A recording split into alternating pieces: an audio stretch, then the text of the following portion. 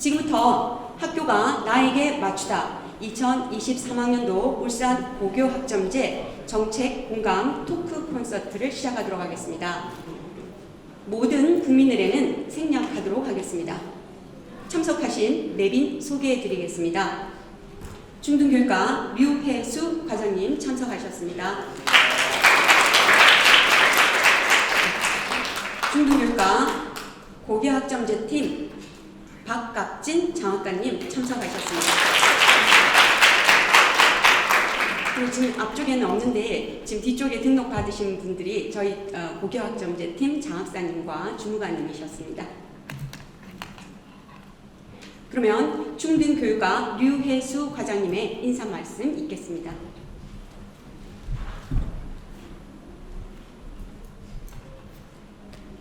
예, 반갑습니다. 조금 전에 소개받은 울산광시교육청 중등교육과 과장 류혜수입니다. 바쁘신 와중에도 오늘 이렇게 참석해 주셔서 감사합니다. 실제 오늘 아마 희망을 받았는데 약 500명이 넘는 분이 신청을 하신 걸 알고 있습니다. 예, 선착순으로 아마 100분 완성이 아마 된 것 같습니다. 장소상 최근에 학교 환경이 여러 가지로 많이 변화하고 있는 것 같습니다. 2025년부터 고교학점제가 전면 적용이 되면서 일단 고교학점제에 대해서 우리 부모님들이 궁금증도 있을 것이고 아마 걱정도 많을 것이라 생각합니다. 잘 아시는 분 아시겠지만 이 고교학점제는 학생들이 자신의 적성과 진로에 맞는 과목을 선택을 하고 또 이수를 해서 졸업을 하는 제도입니다. 우리 교육청과 학교에서도 학생들이 자신의 적성에 맞는 또 진로에 맞는 과목을 선택하고 공부할 수 있도록 최선의 준비를 다 하고 있습니다. 오늘 토크 콘서트는 고교학점제 현재 이행되고 있는 이행 과정과 그 다음에는 도입으로 인해서 학생들이 우리 아이들이 학교에서 생활하게 되는 그런 부분 그리고 부모님들이 궁금하게 여기는 부분 또 의문 부분 이런 부분을 서로 토의를 하면서 많이 해소될 것으로 기대를 하고 있습니다. 물론 학교 현장에서 우리의 목소리가 있는 것도 사실입니다. 그래도 우리 중등교육과에서는 일단은 학교와 학부모와 선생님과 그 다음에는 또 학생들과 소통하면서 학교 현장에서 고교학점제가 잘 정착할 수 있도록 최선의 노력을 다하겠습니다. 예, 끝으로 다시 한번 바쁘신 와중에도 참석해 주셔서 감사합니다. 고맙습니다. 네,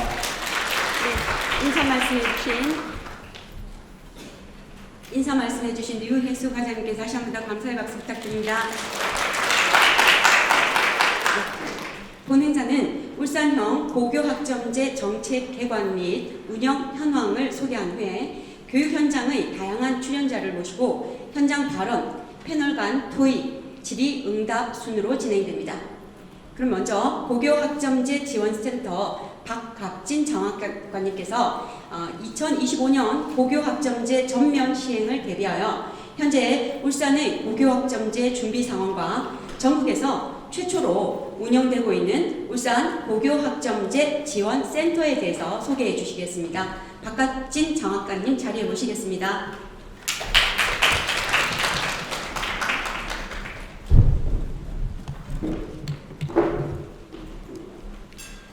예, 반갑습니다. 방금 소개받은 울산 고교학점제 팀장 박갑진입니다. 반갑습니다. 2023 미래교육 박람회 행사 일환으로 우리 고교학점제 정책공감 토크 콘서트에 우리 여러 학부모님들을 모시게 되어서 우리 팀뿐만 아니라 제 개인적으로 대단히 영광으로 생각을 합니다. 사실 2025년 고교학점제가 이제 전면 적용이 됩니다. 그때 지금 저희 센터로 전화로 초, 중, 고 학부모님께서 굉장히 전화를 지금 많이 하고 있습니다. 그만큼 이제 관심도가 굉장히 높아지셨다는 거죠. 그래서 이 본격적인 우리 토크 콘서트에 앞서서 이제 우리 교육청의 고교학점제 준비 현황하고 그 중심에 있는 우리 전국 최초였습니다. 그 고교학점제 지원센터에 대해서 간략히 소개드리고 뒤에 언제라도 궁금하신 거 있으시면 저희 고교학점제 센터로 전화를 하시면 성심성의껏 도움을 드리도록 하겠습니다. 자, 그럼 PPT와 함께 시작하도록 하겠습니다.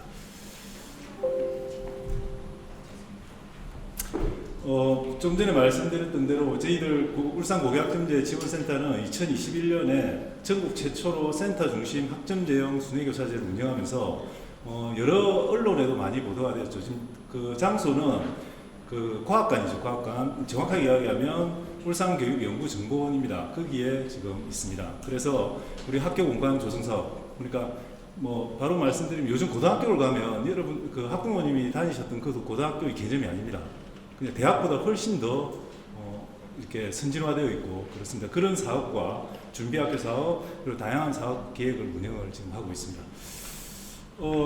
저희들 사업을 보면 2021년에는 그 이렇게 미약하게 처음이라서 19교, 선도학교 13교 이렇게 출발했지만 22년도에는 27교, 선도학교 28교 이렇게 해서 특히 23교에는 학점제형 교과교실, 학교 공간 조성이 고교학점제 운영에 맞도록 그렇게 공사를 하고 그렇게 맞추어진 게 이제 38교, 인문계 고등학교 중심입니다. 그 다음 준비학교는 40교, 이제 거의 다죠. 그래서 이렇게 사업이 운영이 됩니다. 특히 우리 2023년은 좀 전에 말씀드렸던 대로 대부분의 학교가 이제 공간 조성이 끝이 났습니다. 끝이 나고 준비학교도 이제 다 42개 연구학교 포함해서 대부분이 되고 특히 올해는 울산형 배나무 공동교육과정이라서 그 공동교육과정을 개발해서 운영을 하고 있고 여기 아마 학부모님 참여를 하신 학부모도 계실 건데 진로 맞춤 학업 설계 클리닉이라 해서 나중에 잠깐 소개해 드릴 건데 이 부분도 지금 운영을 하고 있습니다. 그리고 2024년은 이제 다 나머지 이제 학교들이 다 공간 조성이 끝이 나고 연구 준비 학교도 44교로 이제 최종 마무리가 됩니다. 그래서 이제 명실공히 2025년은 우리 고교학점제가 1, 2, 3학년 전부 다 전면 시행이 되고 울산형 고교학점제 운영 모델이 구축을 완료하기 위해서 지금 이런 우리 톡 콘서트 역시도 이런 사업의 한 일환으로 지금 운영이 되고 있습니다.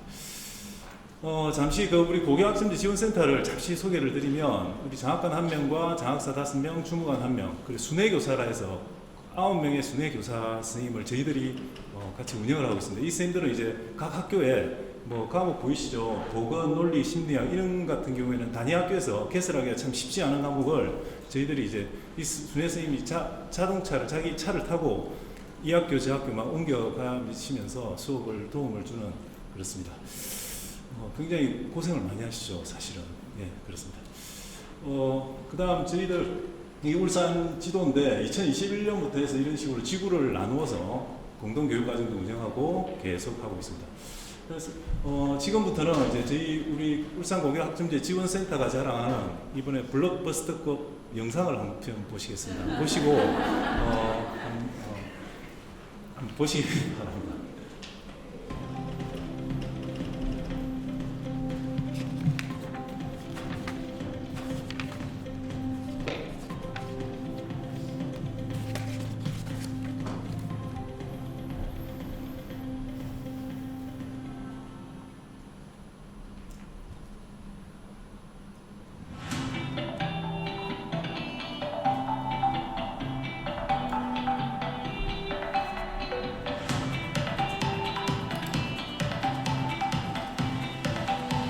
울산 고교학점제 지원센터는 2021년 3월 전국 17개 시군 중에서 최초로 개소하였습니다.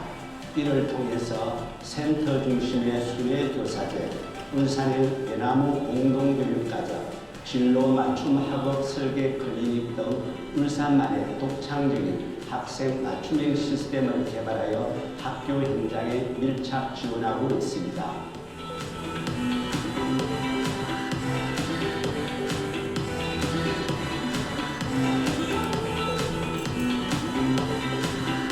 학업 설계를 돕기 위해 온 오프라인 학업 설계 개방 교실을 구축하여 각종 연수와 협의회를 운영하고 있으며 주말을 활용하여 학업 설계 컨설팅을 지원하고 있습니다. 또한 메타버스상에 구축된 학업 설계 공간은 누구나 상시 이용 가능합니다.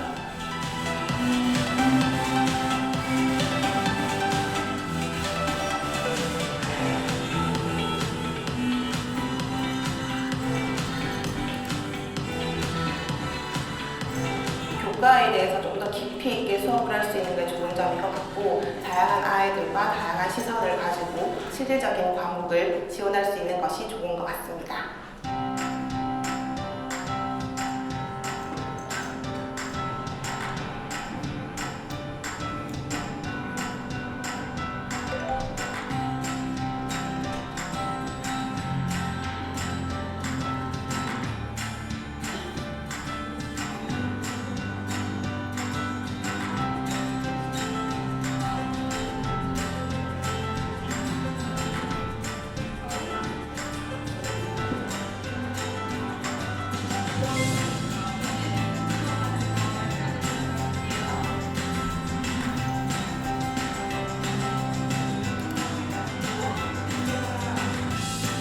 제가 제 진로가 뭘까 고민을 하면서 제가 그나마 관심 있었던 게 경제 분야라는 생각이 들었어요. 그래서 이거랑 관련된 경제 수업을 들으면서 그동안 어렵게 느껴졌던 경제 용어나 실생활에서의 경제 원리 등이 친숙해지고 알기 쉬워졌던 경험이 되었습니다.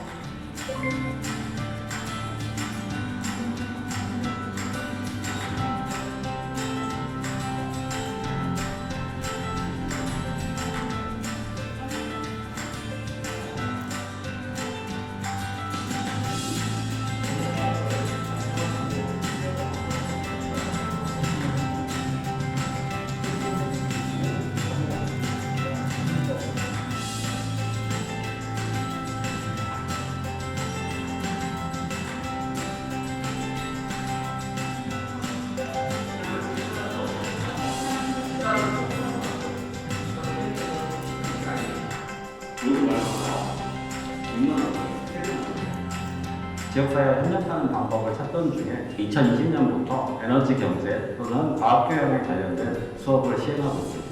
선택이라는 용어가 중요한 것 같아요. 학생들이 직접 관심 있는 과목에 대해서 선택해서 수업을 듣는다는 측면에서 학생들이 관심도 높고 적극적으로 수업에 참여하는 보람이 있었던 것 같습니다.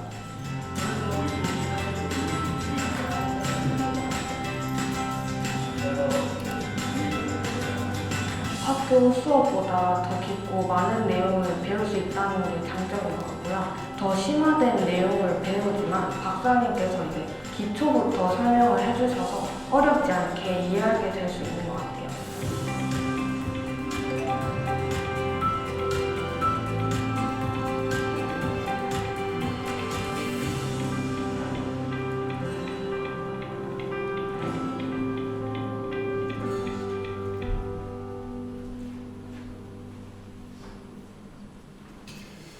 예, 박수. 좀 변화가 느껴지시죠? 학교 공간부터가 이제 확 달라지고 있습니다. 저희들 사업에 대해서 간략하게 말씀드리면 고교학점제 운영을 위한 기반 조성 지원, 뭐 건물을 만든다든지 그런 거, 그 다음에 학교 과목 선택권 보장 지원, 학생 진로 맞춤형 학업 설계 지원, 최소 성취 수준 보장 지원 이렇게 크게 나눌 수가 있습니다. 제가 다 세세하게는 말씀을 못 드리고 간략하게만 말씀을 드리면 고교학점제 운영을 위한 기반 조성 지원, 아까 말씀드렸던 대로 학교 공간 조성입니다. 이 사진이 지금 신정구입니다. 이렇게 되어 있어요. 이게 이제 그 복도 옆에 애들이 교실 옆에 이렇게 쉬는 시간에 자기들이 나와서 그냥 알아서 이렇게 할 수 있는 이런 공간들이 이제 막 생기기 시작하는 거죠. 총 207억이 지금 투입이 되었습니다. 그래서 이렇게 되고, 그 다음에 이제 학업 설계를 어떻게 할 건가, 지금 모시고 있는 학부모 대상 설명회든 그런 홍보 활동을 하고, 또 학교별 현황을 이제 분석하는 그런 프로그램도 개발하는 그런 일을 하고 있습니다. 그 다음 두 번째로 학생 과목 선택권보다는 그 고교학점제 자체의 목적이 학생이 미리 자기가 듣고 싶어 하는 과목을 듣게 한다는 게 가장 큰 그 의의입니다. 그러니까 과목 선택권 확대죠. 그래서 그런 과목들을 적극적으로 지원하기 위해서 우리가 전국 최초로 순회교사제를 센터 중심으로 해서 운영을 합니다. 9분이 26개월을 도세요. 자기 차를 가지고. 그렇게 해서 지원을 하고 있습니다. 그 다음 배나무 공동교육과정이라서 우리 울산만의 그 배려, 나눔, 무한 성장이라는 뜻입니다. 울산이 또 배가 유명하지 않습니까? 그래서 네이밍을 그렇게 했습니다. 그렇게 해서 그 다음에 사다리 교육과정이라서 저희 팀에서 교수, 강사 이런 박사 과정이 있는 그런 분들의 인력 풀을 저희들 나름대로의 구성을 해서 학교에서 어떤 과목을 선택하고 싶은데 그걸 가르치는 강사가 없다 하면 저희 쪽에서 연결을 시켜주는 이런 해서 사다리 교육과정이라는 이름으로 저희들이 올해 처음으로 지금 운영을 하고 있습니다. 그다음 학생 진로 맞춤의 학업 설계 지금 아까 말씀드린 대로 메타버스 기반 공간 조성하고 두 번째로 이제 이게 올해 약간 대박이었는데 진로 맞춤 학업 설계 클리닉이라 해서 토요일에 이제 중3하고 고1 대상으로 우리 그 본청에 진로 진학 센터가 있습니다. 그래서 이 애가 자기의 진로를 모르는데 어떻게 공부하는 학업 설계를 짜는 거는 말이 안 된다 해서 일단은 이쪽에 협업을 해서 진로 상담을 먼저 받고 와서 그 다음에 우리 쪽에 와서 학업 설계를 이제 학점을 따려면 어떻게 해야 된다 이런 식으로 해서 했는데 1학기 때는 벌써 다 종료가 다 되었습니다. 2학기 때는 이제 중3을 그 대상으로 할 겁니다. 혹시 여기 중3 학부모 계시면 그런 공문이나 이런 식으로 학교에 전달 가정통신문 있으시면 빨리 신청을 하셔야 이렇게 하실 수가 있습니다. 그 다음 마찬가지로 다과목 지도 역량, 스님들이 이 과목 저 과목 여러 과목을 이제 하셔야 되니까 그런 지도 역량 강화 사업을 하고 있습니다. 그 다음 마지막으로 이제 최소 성취 수준 보장 지도. 이제는 학생들에게 과목 선택권을 주는 만큼 자기가 책임을 져야 돼요. 이제 그 과목에 대해서 나중에 미수라는 부분도 생기고 그래서 그런 미수가 안 생기게 최소 성취 수준 보장 지도로 해서 선생님들이 그 애들을 40% 미만인 애들을 교육을 시킵니다. 그 이제 지도하는 방법이라든지 그런 부분도 저희 팀에서 이렇게 하고 있습니다. 이 크게 이제 연수도 마찬가지고 크게 이렇게 하면 4가지가 있습니다. 그래서 더 세세하게는 시간 관계상 이 정도로 아시고 별책 부록입니다. 그 폰 꺼내시죠, 폰. 예, 이제 학교 상담 가실 때 그냥 가시지 마시고 죄송합니다. 부모님 준비물입니다. 이 정도는 알고 가셔야 담임쌤하고 대화가 됩니다. 그래서 제일 먼저 이제 학점이죠. 이제 고교학점이 나는데 저는 찍으시지 마시기 바랍니다. 이 학점입니다. 옛날에 단위라고 그랬죠. 이 학점이 뭐냐면 50분을 기준으로 16회를 한 학기에 16시간을 하는 그 수업. 그러니까 1학점이라고 하면 한 학기에 16시간 수업하는 겁니다. 50분 단위로. 2학점짜리다. 그러면 32시간이 되겠죠. 네, 그렇게 했습니다. 그래서 지금은 204단위, 단위나 학점이랑 그냥 갖다 보시면 됩니다. 그래서 204단위, 교과 180, 자기적 체험활동 24에서 이제 고교학점제가 되면서 192학점으로 줄어들죠.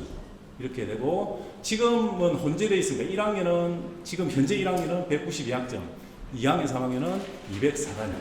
그래서 이제 수업 적정하는 말이 나오죠. 왜냐면 섞여 있으니까. 그래서 204단위, 지금 2학년, 4학년은 1학년부터 3학년이 총 6학기 아닙니까? 그러면 6을 나누면 34.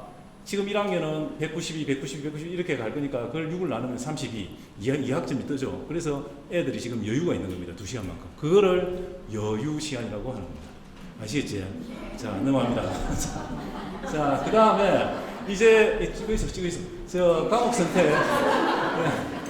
공통 과목하고 이제 애들이 이제 막 과목 선택도 이제 혼란스러울 겁니다. 이게 뭐냐면 이제 공통과목 1학기 때 국영수, 한국사, 통합사회, 통합과학, 과학 탐구 실험 이런 식으로 해서 공통과목을 이제 이수를 해야 돼요.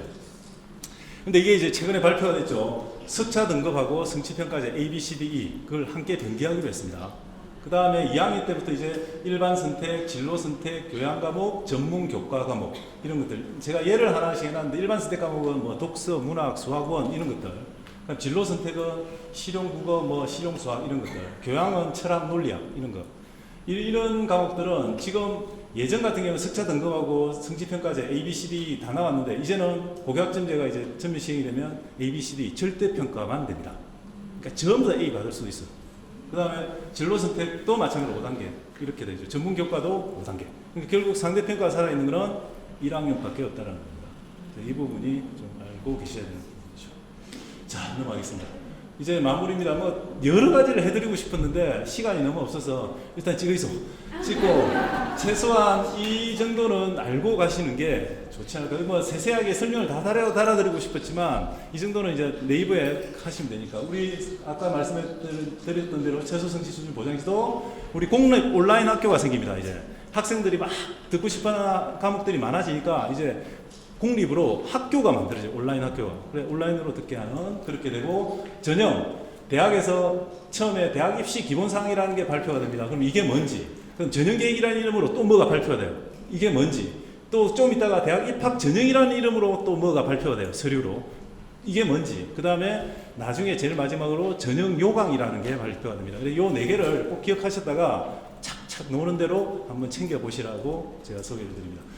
전공 연계 과목 이수 과목이라 해서 이제 그 애가 어느 과를 가는데 핵심 권장 과목이라는 게 있고 권장 과목이라는 게 있습니다. 그 대학마다 이런 거는 서울대도 지금 발표되고 잘 돼 있습니다. 이거 찾아보시고 우리 애가 어떤 과를 가려 그러면 어떤 핵심 권장 과목이 있고 그에 따라 붙는 과목들이 뭐가 있는지 그런 것도 부모님이 알고 계시면 담임쌤하고 대화가 잘 되겠지. 자, 그 다음에 수시 서류 평가, 정시 교과 평가에 반영된다는 거. 그 다음 대입 전형을 잘 아실 대로 학생부 교과, 종합, 논술, 실기, 수능 이런 것들도 한번 보시고 수능도 표준 점수 맨날 말만 표점 말만 들었는데 이게 뭔지 백분위가 또 뭔지 그 다음에 통합 수능이라고 하는 인문 자연 이렇게 섞어서 하는 이 부분이 뭔지 또 교차 지원이 뭔지 뭐 이과 침공이라고 하죠. 이번에 서강대학에서 뭐 70%가 자연반에서 인문으로 넘어왔다 그러죠. 이런 것들도 뭔지 그 다음에 작년부터 처음으로 실시되는 서울대 정시의 교과평가라는 게 있습니다. 정시 성적만으로 안 하고 이게 올해는 스카이대까지 다 확대가 되죠. 이것도 뭔지 라는 거를 조금만 찾아보시면 제가 시간만 좀 더 있으면 오늘 남으실랍니까? 제가 다 설명해 드릴까요? 다 하시면 얼마든지 찾으실 수 있으니 보시고 이걸 알고 담임쌤하고 가시면 좀 더 나은 양질의 그 상담이 있으시지 않을까. 다 찍으셨지요? 네. 자, 여기까지입니다. 어쨌든 감사하고 행복하시기 바랍니다. 고맙습니다.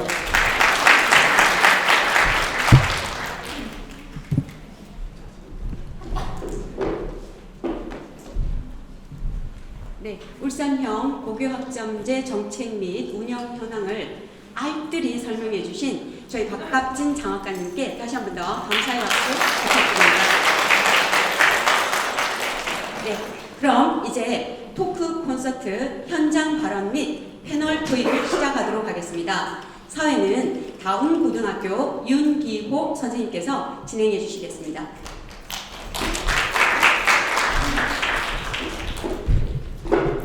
반갑습니다. 다운고등학교에 근무하고 있는 교사 윤기호라고 합니다. 이제 고교학점제가 어떤 정책, 제도인지 조금 알았을 것 같습니다. 자, 이제 여러분이 가장 궁금해하고 또 기대하고 계시는 시간이죠. 학교가 나에게 맞추다 2023년 울산 고교학점제 정책공감 토크 콘서트를 시작하겠습니다. 고교학점제 지원센터 장학사님과 실제 고교학점제가 시행되고 있는 고등학교에 다니고 있는 학생, 학부모님 그리고 선생님들을 모시고 현장의 생생한 이야기를 들어보도록 하겠습니다. 첫 번째 발언자는 울산광역시교육청 고교학점제 지원센터에 근무하고 있는 박수연 장사님입니다. 고교학점제의 안정적인 정착을 위해 쉴 틈 없이 뛰고 있는데요. 앞으로의 정책 방향, 교육 현장에 대한 지원 계획 등 여러 가지 얘기를 들려주시겠습니다. 박수연 장사님, 발언대로 나와주세요.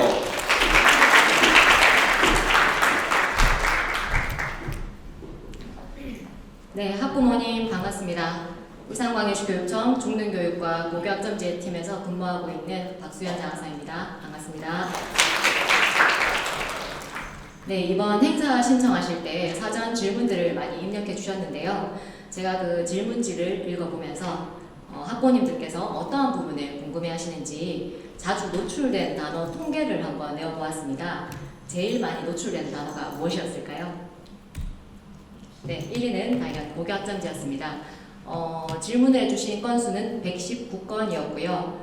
네, 고교학점제 2위 선택, 3위 준비, 4위 진로, 5위 대학, 6위 진학, 평가, 그리고 그 외에도 정책, 대입, 장단점, 도움, 대처 이런 단어들을 활용하셔서 질문지를 만들어 주셨습니다. 이 질문의 단어들을 들으시면 공감이 많이 되실 것 같은데요. 주요 노출 단어들을 분석해 봤을 때 이런 점들이 궁금하신 것 같습니다. 네, 고교학점제가 시행되면 어떤 변화가 있을지, 그 변화에 어떻게 대처해야 될지, 그리고 또 내 아이의 대입이나 진학에 유리할지 불리할지, 그리고 대학에 진학을 잘 준비하려면 진로에 맞춰 과목 선택을 잘 해야 한다는데 어떻게 과목을 잘 선택할 수 있을지, 또 중간에 진로가 변경되면 큰 불이익은 없을지, 또 우리 아이가 듣고 싶어하는 과목을 학교에서 다 열어줄 수 있을지, 또 학교에서 배울 수 없다면 그에 대한 대안은 있는지, 또 우리 아이의 대학과 진학에 크게 영향을 미치게 될 평가 제도와 대입 제도는 어떻게 변화를 할 것인지, 이런 부분들이 궁금하신 것 같습니다. 이 모든 고민들은 부모로서 내 자녀를 잘 양육하고 싶고 또 자녀에게 조금이나마 도움을 주고 싶은 마음, 자녀에 대한 사랑에서 출발하지 않나 싶고요. 짧은 시간이나마 학부모님들이 많이 궁금해하시는 점 위주로 말씀을 간단히 드려보도록 하겠습니다. 고교학점제 정의는 학생의 기초 소양과 기본 학력을 바탕으로 진로 적성에 따라 과목을 선택하고 이수 기준에 도달한 과목에 대해 학점을 취득, 누적하여 졸업하는 제도입니다. 이 정의를 바탕으로 교육청 사업이 추진되는데요. 핵심 단어인 과목 선택, 과목 이수를 위해서 학생 과목 선택권 보장 지원, 또 학생의 진로 학업 설계 지원, 또 선택한 과목을 잘 이수하여 졸업할 수 있도록 최소 성취 수준 보장 지원 등의 사업이 추진됩니다. 평가 부분에 관한 질의가 많으셨는데요. 학생평가 제도는 교육과정과 연계된다고 생각하시면 제일 이해하기 쉬우실 것 같습니다. 지금 현재 고1, 중3 학생들은 2015 개정교육과정이 적용되고 있습니다. 그래서 2015 개정교육과정에 맞춘 평가와 대입안이 적용됩니다. 쉽게 설명드리면 현재 고등학교 2, 3학년과 동일하다고 보시면 되겠습니다.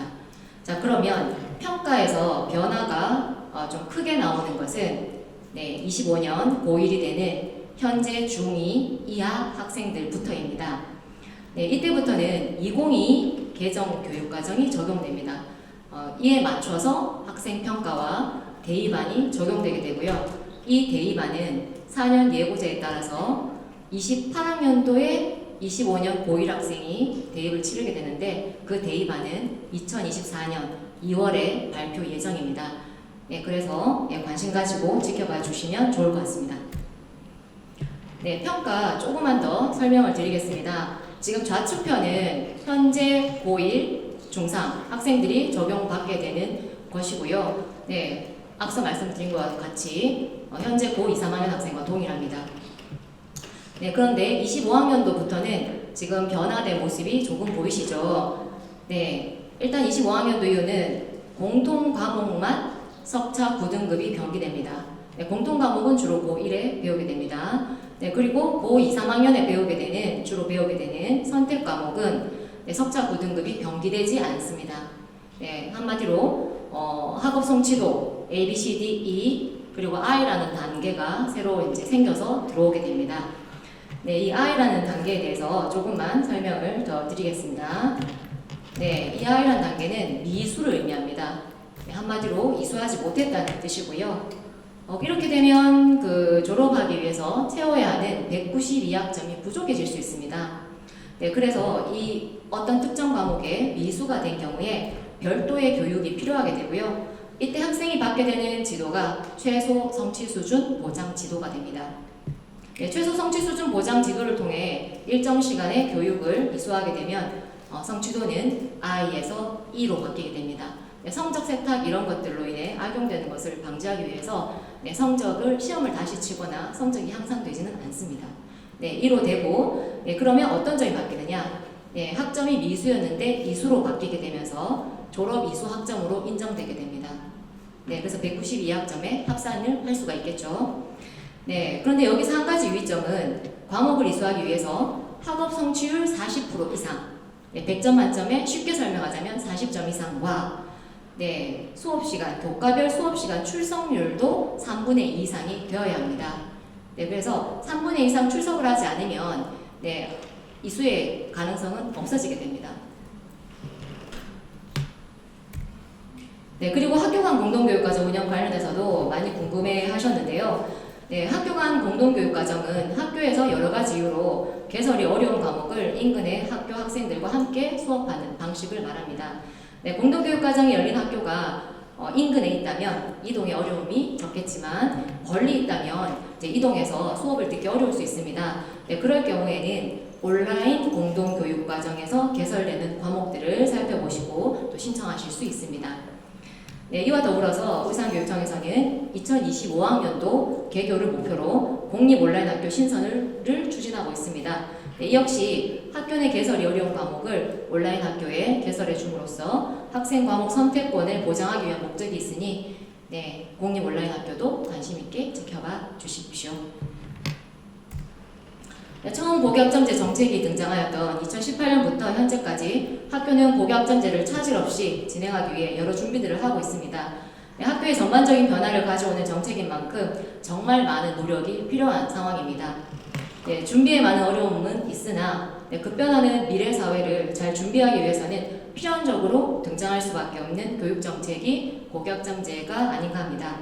네, 제도 변화에 많이 불안해하실 수 있지만 우리 아이들의 미래를 잘 준비해 주기 위한 제도이니 관심 갖고 지켜봐 주시기 바라겠습니다. 네, 긴 시간 경청해 주셔서 감사합니다.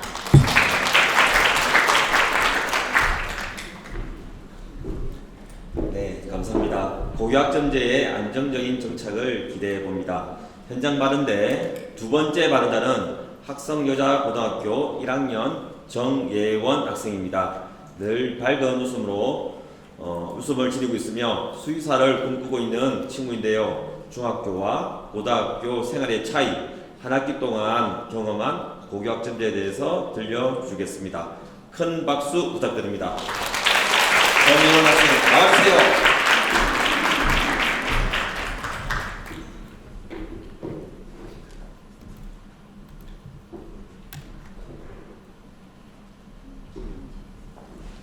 안녕하세요. 저는 학성여자고등학교 1학년 정예원입니다.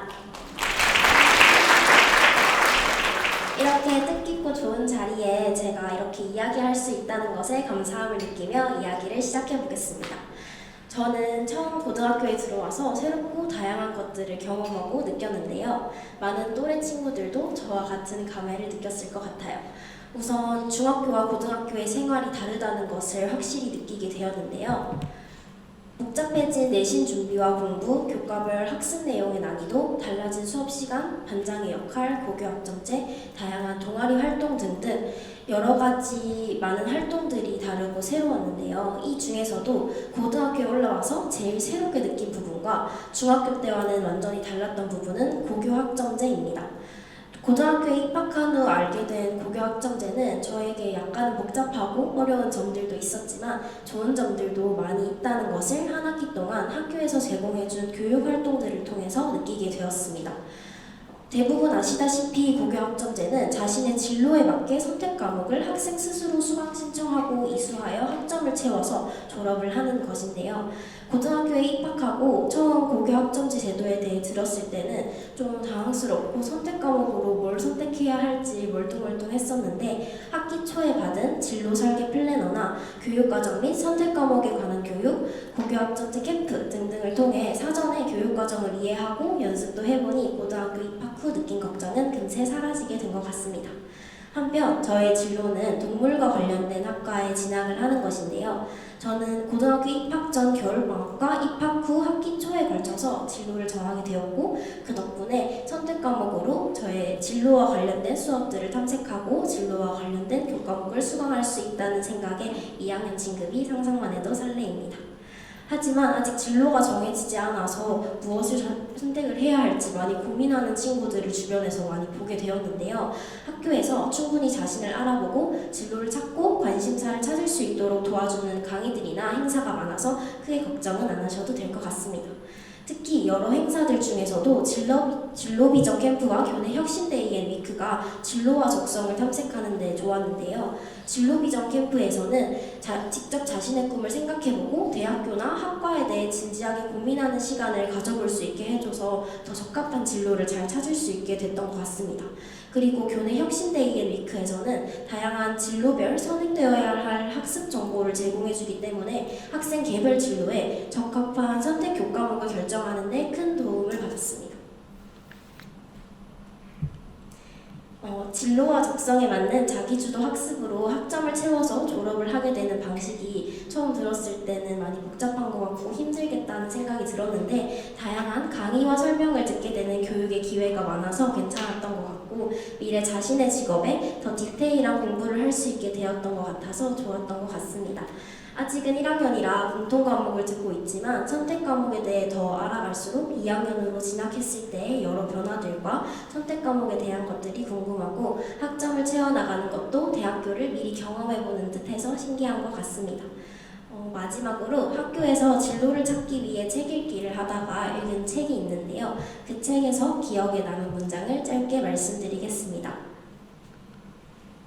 목표가 무엇이든 그것을 이루기란 결코 쉽지 않죠. 꾸준함보다 중요한 건 없어요. 아무리 작은 일이라도 매일 하면 어느덧 목표에 다가가 있을 거예요입니다. 이 말처럼 자신의 목표를 향해 지금 시작하려고 하시는 분들이나 진행 중이신 분들 모두 포기하지 않고 열심히 해나가서 꼭 목표를 이루시길 바라겠습니다.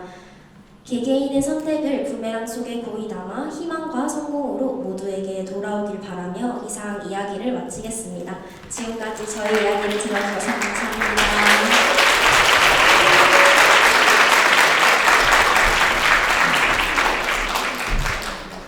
고등학교에 막 입학한 새내기 학생의 입장에서 바라본 고교학점제의 이야기 잘 들었습니다. 진로 비전 캠프, 혁신데이, 위크가 진로 적성을 탐색하는데 큰 도움이 되었던 것 같습니다. 얼른 2학년이 되었으면 좋겠습니다.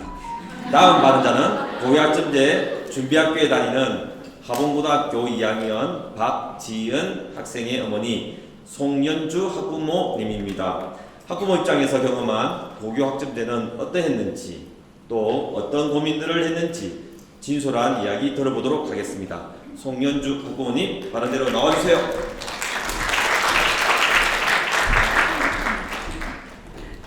안녕하세요. 저는 대학교 2학년 아들과 하봉고 2학년 딸을 둔 학부모 송연주입니다. 반갑습니다. 전 아들이 어릴 때 잘생겼죠. 이거 초상급 취미이긴 한데 안 물어봤어. 애들한테 사진 올려도 되는지. 근데 저희 애가 태어나자마자 이게 애들 콘테스트 갔는데 모델로 당선됐어요. 그래서 우리 아들은 크면은 모델이 되면 좋겠다. 혹시라도 모델이 안 되면, 근데 그게 너무 힘들더라고요. 서울까지 왔다 갔다 해야 되니까. 저는 서울 갔었거든요. 왔다 갔다 하니까 너무 힘들어가지고, 그러면 이거는 내가 힘들어서 안 될 것 같으니까 운동선수 하면 좋겠다라고 했고요. 저희 딸은 좀 통통하죠. 배우나 가수를 하면 좋겠다라고 해서 저는 공부보다는 예체능 쪽으로 투자를 정말 많이 했어요. 근데 현실적으로 중학교를 입학하면서 저도 제 나름대로 우리 아이들과 마찬가지로 진로에 대해서 고민을 하게 됐습니다. 과연 뭘 하면 좋을까? 전혀 제가 열심히 예체능에 투자를 했던 우리 아들은 전혀 소질이 없어서 그냥 공부만 시켰어요. 중학교 때부터. 진로 좀 늦게 선택했죠. 계속 고등학교 입학하면서 그냥 선택한 건 아니고 성적에 맞춰서 학교에 들어갔습니다. 막상 고등학교 들어가 했더니 그저 학교에서 알려준 교육과정에 따라서 자기가 좋아하는 과목을 선택해서 그리고 자기가 자유롭게 다방면으로 학습을 하고 또한 동아리 활동이나 소수 몸의 수요까지는 들었을 때 저는 아무것도 몰랐는데 우리 애가 고등학교 들어가면서 이렇게 소인수 교육과정이라든지 아니면 고교학점제라는 걸 알게 되었습니다. 아들이 고교 시절 선생님과 상의해서 스스로 원하는 과목을 선택하고 선택한 과목과 연계하여 부족한 부분을 소인수 과목 수업을 통해 본인이 흥미있고 잘할 수 있는 과목에 더 집중하는 과정을 보면서 이제는 우리 딸은 공부를 시켜야 되는구나 해서 자기 진로에 대해서 어릴 때부터 오빠를 보고 계속 얘기를 하고 대화를 나누고 거기에 대한 진로의 선택을 하게 되는 계기가 되었습니다. 하지만 시간이 지나면서 선생님과 상담하고 이렇게 다양한 프로그램 접하게 되니 처음에 이렇게 과목 선택을 하다가 2학기 올라가니까 자기가 선택했던 과목보다는 내가 다른 걸 하고 싶다 해서 과 변경하고 진로 변경하게 되었습니다. 그 과정에서 처음에 했던 과정과 다르게 내가 선택했던 거랑 다른 과목을 선택했기 때문에 부족한 부분이 많이 생겼어요. 이 부족한 부분을 소인수 수업을 통해 보충하게 되었고 늦게 바뀐 진로에 대해서 불안감을 없앨 수 있었습니다. 저희 아이들 학부모를 만나면 요즘 관심이 아이들 진로입니다. 하지만 많은 학부모님들은 아직까지 고교 학점제가 뭔지 소인수 교육이 어떤 수업인지 알지 못하는 경우가 많았습니다. 저도 아마 첫째가 먼저 고등학교를 입학하지 못했다면 학부모 교육을 통해 고교 학점제에 대해서 알지 못했다면 둘째가 진로를 변경할 때 많은 고민과 불안감으로 아이의 진로의 변경에 대해 이해하고 응원해주지 못했을 거예요. 경험이라는 게 참 중요하죠. 많은 학부모님들이 아이들 학교에 보내면 스스로 혼자서 잘할 거라고 믿고 있습니다. 그래서 잘 모르는 것에 당연하게 여기고 선생님과 아이가 알아서 잘 하겠지 하고 학원만 보내는 경우가 많이 있습니다. 하지만 사춘기로 인해 점점 말수가 작아지고 방에 들어가서 친구들이랑 대화하면서 자기 진로에 대해 고민하고 해결하는 것보단 부모님들도 다양한 교육을 통해 조금이라도 알게 되면 아이들과 진로에 대한 상담이나 조언을 해주시지 않을까요? 이거 우리 학교에서 고교 학점제 소인수 교육 과정에 대해서 설명했을 때 제가 너의 진로가 뭔지 물어보고 어떻게 신청할 건지 물어보고 서로 얘기를 하면서 저도 잘 모르지만 서로 얘기하면서 대화를 할 수 있었거든요. 저는 이런 과정을 초등학교부터 준비했으면 합니다. 우리나라는 초등, 중고 때는 그냥 하라면 하라는 대로 학교에서 시키는 공부로 그냥 수업을 하다가 고등학교부터 스스로 진로에 맞는 교육을 하려고 하니 공부에 대한 흥미나 공부에 해야 하는 이유를 찾는데 많은 시간과 노력을 그냥 허비하게 되더라고요. 제가 처음부터 고교 학점제를 알게 된 게 아니라 경험과 교육을 통해 알게 되었지만 이런 교육이 많지 않은 게 요즘 현실인 것 같습니다. 앞으로는 다양한 채널을 통해 학부모와 아이들이 학교와 잘 어울려서 더욱더 발전하는 고교 학점제가 이루어지길 바랍니다. 감사합니다.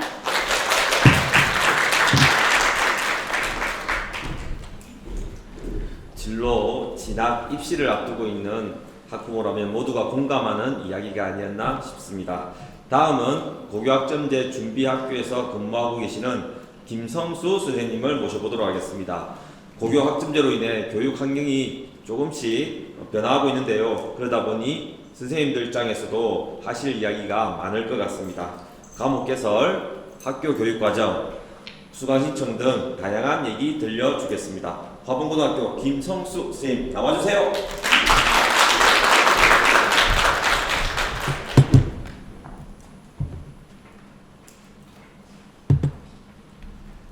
반갑습니다. 화봉고등학교 교사 김성수입니다. 이 아무 의미 없는 사진 화면도 사진 찍으시는 어머님들 보니까 마음이 너무 무겁습니다. 저는 고교학점제를 운영하는 학교 현장의 이야기를 해드리면 이 자리에 참석하신 학부모님께 도움이 될 것 같아서 이 자리에 섰습니다. 아까 사회자님이 말씀 주셨지만 저는 과목 개설 그리고 수강 신청, 소인수 선택 과목 및 공동교육 과정을 어떻게 운영하는지를 설명하고자 합니다. 학교는 정말 다양한 과목을 개설하려고 노력하거든요. 예를 들면 재작년에 저희 학교 정보 선생님께서 우리 교무실 찾아옵니다. 인공지능 시대에 파이썬이라는 언어가 정말 필요하다면서 프로그래밍 파이썬이라는 과목을 개설 요청하셨어요. 또 1학년 남학생이 그 소인수 선택 과목 수요조사 기간에 자기가 경제학과에 진학하고 싶은데 국제경제라는 전문 교과를 개설했으면 좋겠다 이렇게 요청을 하는 거예요. 이에 학교는 교육과정위원회라는 협의체를 열어서 이 과목의 개설 여부를 협의합니다. 실제로 개설을 했습니다. 이렇듯 고교학점제에서는 교사와 학생마저도 주도로 교육과정을 설계하는 것이 중요하다고 생각합니다. 자, 과목을 개설하고 나면 우리는 수강 신청을 해야 됩니다. 아까 장학관님 말씀 주셨지만 1학년은 공통 과목을 포함한 학교 지정 과목을 수강하기 때문에 과목을 선택하지 않습니다. 여기서 학교 지정 과목은 학교가 학생한테 이 과목을 들으라고 정해주는 거예요. 학생의 선택권이 없습니다. 공통 과목은 우리나라 모든 1학년 학생들이 공통적으로 들어야 되는 기초 소양 과목입니다. 당연히 선택할 수가 없기 때문에 학교 지정 과목입니다.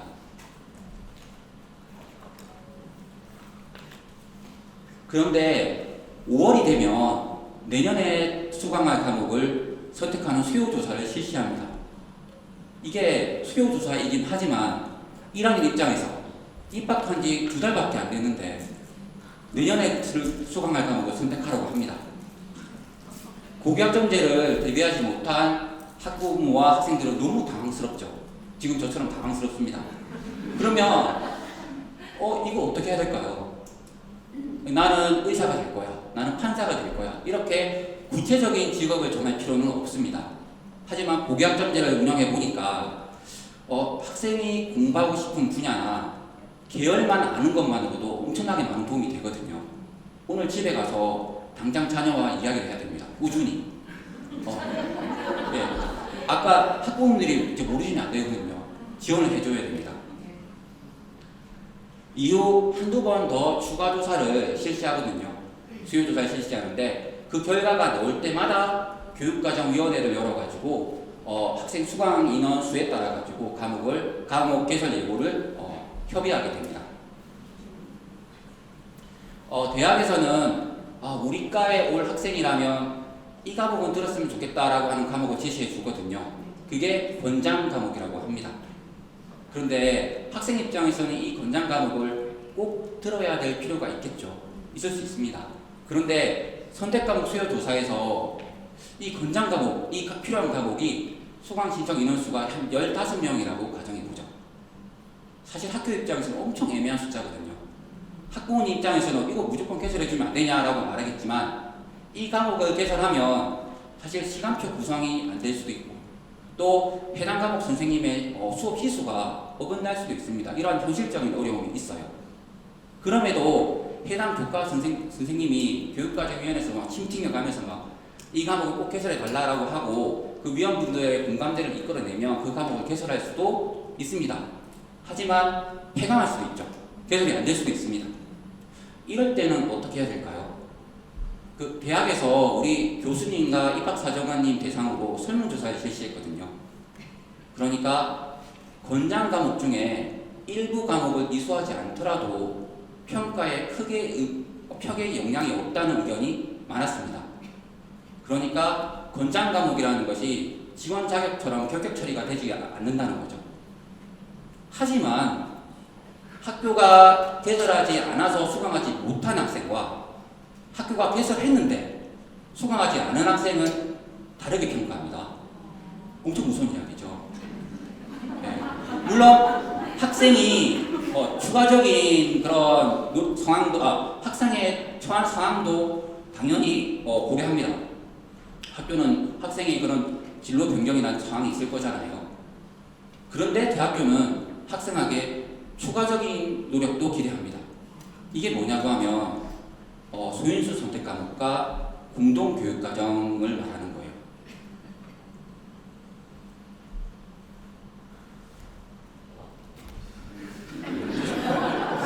학교가 개설하지 않았다면 이렇게 소인수 선택 과목과 공동교육과정을 이수할 수 있는데요. 동일 과목이 없다면 유사 명칭의 과목을 이수할 수 있습니다. 그리고 소인수 선택 과목이라는 것은 우리 학교 학생들 13명 이하의 학생들로 구성된 수업입니다. 그런데 이 소인수 선택 과목과 공동교육과정은 일간에 운영되면 좋겠지만 운영할 수도 있습니다. 하지만 아직까지 대부분의 학교에서는 일과 후에 개설이 되거든요. 그러면 앞에 그 과목을 신청한 15명이 모두 신청하지는 않겠죠.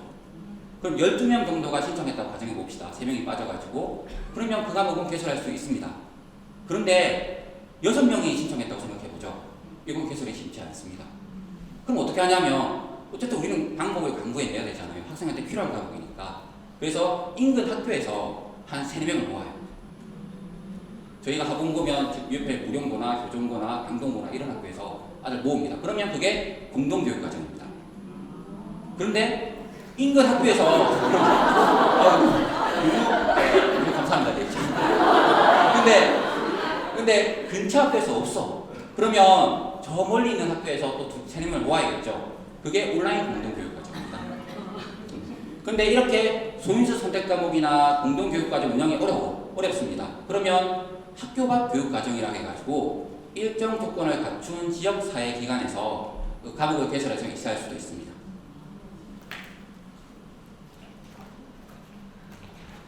사실 모든 학생의 수요를 반영하기는 학교 입장에서는 불가능합니다. 학교에서는 가장 합리적인 방안을 모색할 따름이죠.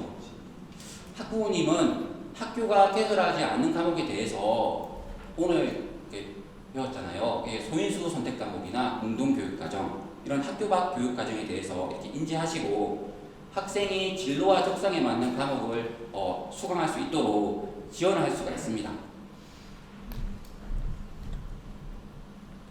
우리 네이버에 울산 띄우고 고교학점제를 검색하시면 최상단에 우리 울산광역시 교육청 고교학점제 지원센터 홈페이지가 뜹니다. 여기 진짜 사진을 찍으실 필요 없는 게 이 모든 자료와 더 많은 자료들이 여기에 다 탑재되어 있습니다. 고교학점제의 A부터 Z까지 다 나와 있고 자료도 다 나와 있습니다. 이 사진을 찍을 필요가 없는 거예요. 다 있습니다. 여기서 선생님께서 정말 학생을 위해 노력하고 계시거든요. 좀 학교의 그런 어려움은 말할 수가 없습니다. 학부모님들도 아이들이 진로를 스스로 개척할 수 있도록 좀 많이 관심 가져주시고 응원해 주시면 좋겠습니다. 감사합니다.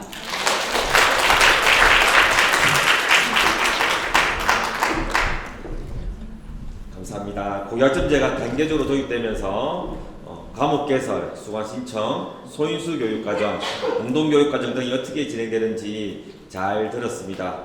또한 현장에 계시는 우리 선생님들의 애로사항들도 적지 않은 것 같은데요. 그럼에도 불구하고 학생들의 미래를 위해서 최선을 다해 노력하고 있다는 것이 느껴집니다. 그리고 울산 고교학점제 지원센터 홈페이지를 방문하면 많은 정보가 있다는 사실 꼭 명심하겠습니다. 또 한 분의 선생님의 이야기를 들어보도록 하겠습니다. 남목고등학교에 근무하시는 조은희 선생님입니다. 선택과목과 진로학업 설계, 성취평가제, 최소 성취수준 보장지도 등과 관련된 얘기를 들려주시겠습니다. 바른 대로 나와주세요.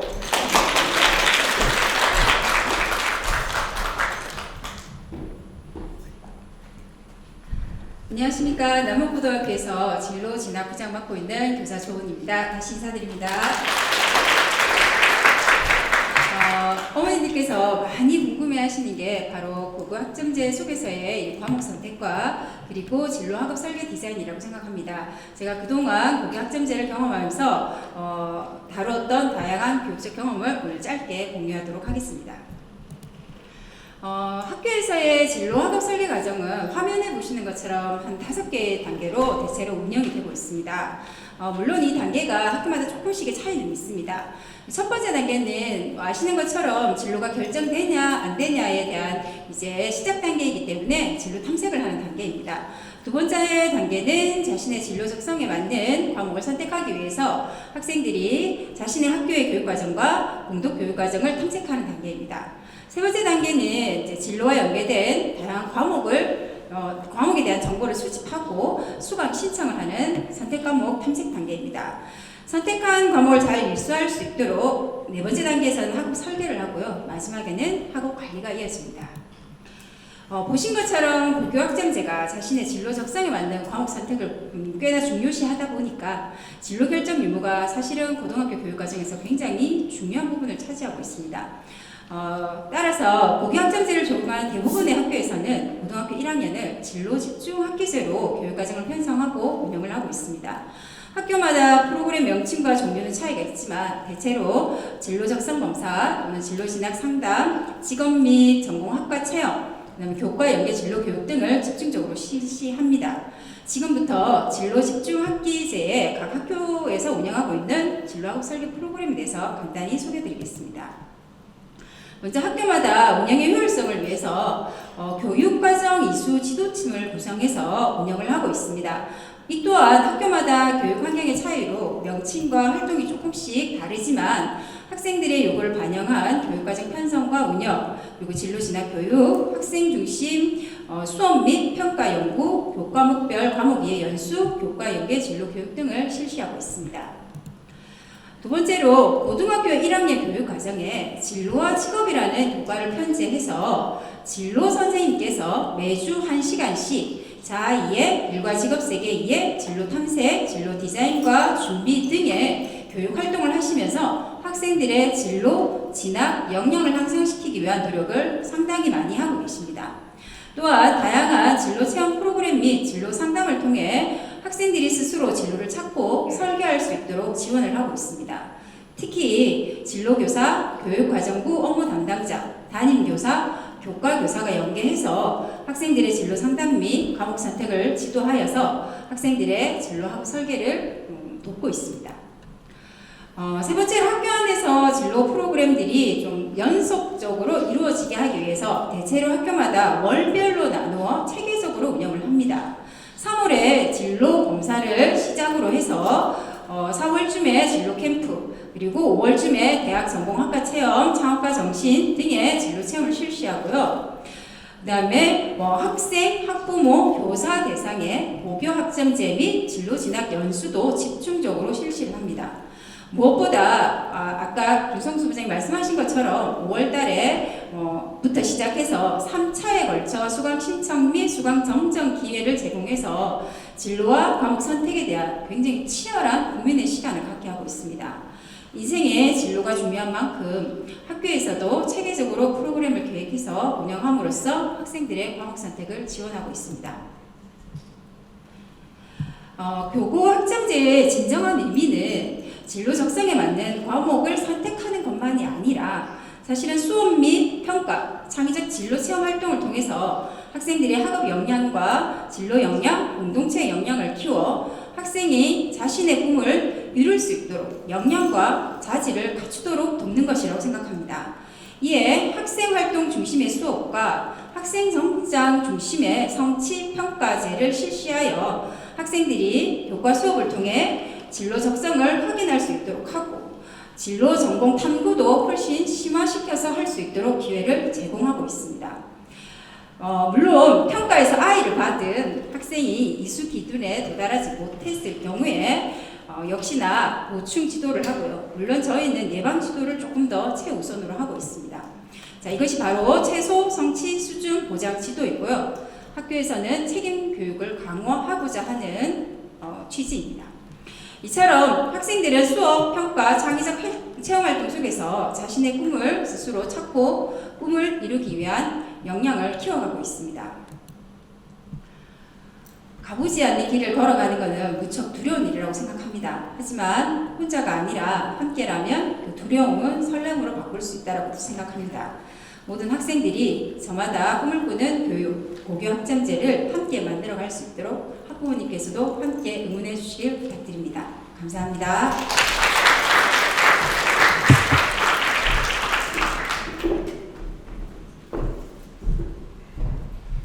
자신의 진로와 적성에 따라 선택 과목을 잘 선택하기 위해서는 진로 학업 설계가 얼마나 중요한지 다시 한번 느낍니다.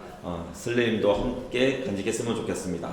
다음 발언자는 고교학점제 준비학교에 다니는 남목고등학교 3학년 차호경 학생입니다.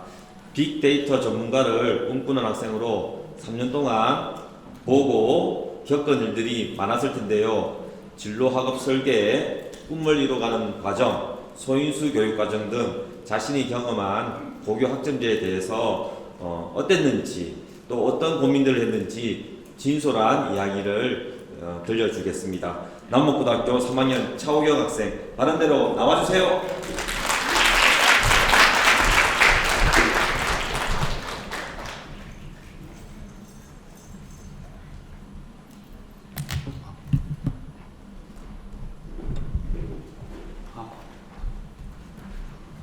안녕하세요. 남목고등학교 3학년 차우경입니다. 보시는 화면은 제가 학교 생활을 하면서 탐구한 내용의 일부입니다. 혹시 저의 꿈을 짐작하셨나요? 네, 저의 꿈은 빅데이터 전문가입니다. 우선 제가 빅데이터 전문가라는 꿈을 가지게 된 계기가 있습니다. 초등학교 6학년 때 울산 동부도서관에서 평생교육 강좌로 미래직업을 탐구하는 프로그램에 참여한 적이 있는데, 이때 제가 자료 수집과 분석을 좋아하고 컴퓨터를 활용하여 무언가를 만드는 일을 좋아한다는 것을 알게 되면서 빅데이터 전문가라는 그런 꿈을 꾸게 되었습니다. 그 이후로 중학교 때 내 꿈 발표 대회에 나가서 그 당시 잘 알려져 있지 않았던 빅데이터 전문가라는 직업에 대해 소개할 정도로 그 꿈에 대한 열정은 커져갔습니다. 고등학교에 와서 빅데이터 전문가라는 꿈을 이루기 위해 어떤 과목을 선택해야 할지 고민이 많았습니다.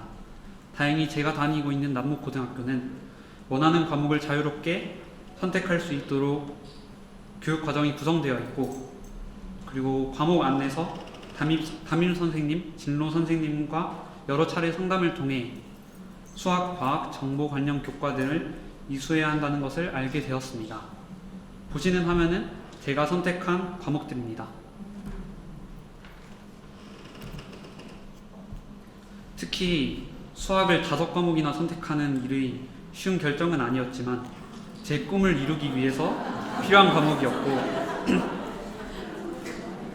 향후 대학에 가서도 학업을 이어가기 위해서 꼭 필요하다는 판단이 섰기에 결정에 후회는 없었습니다.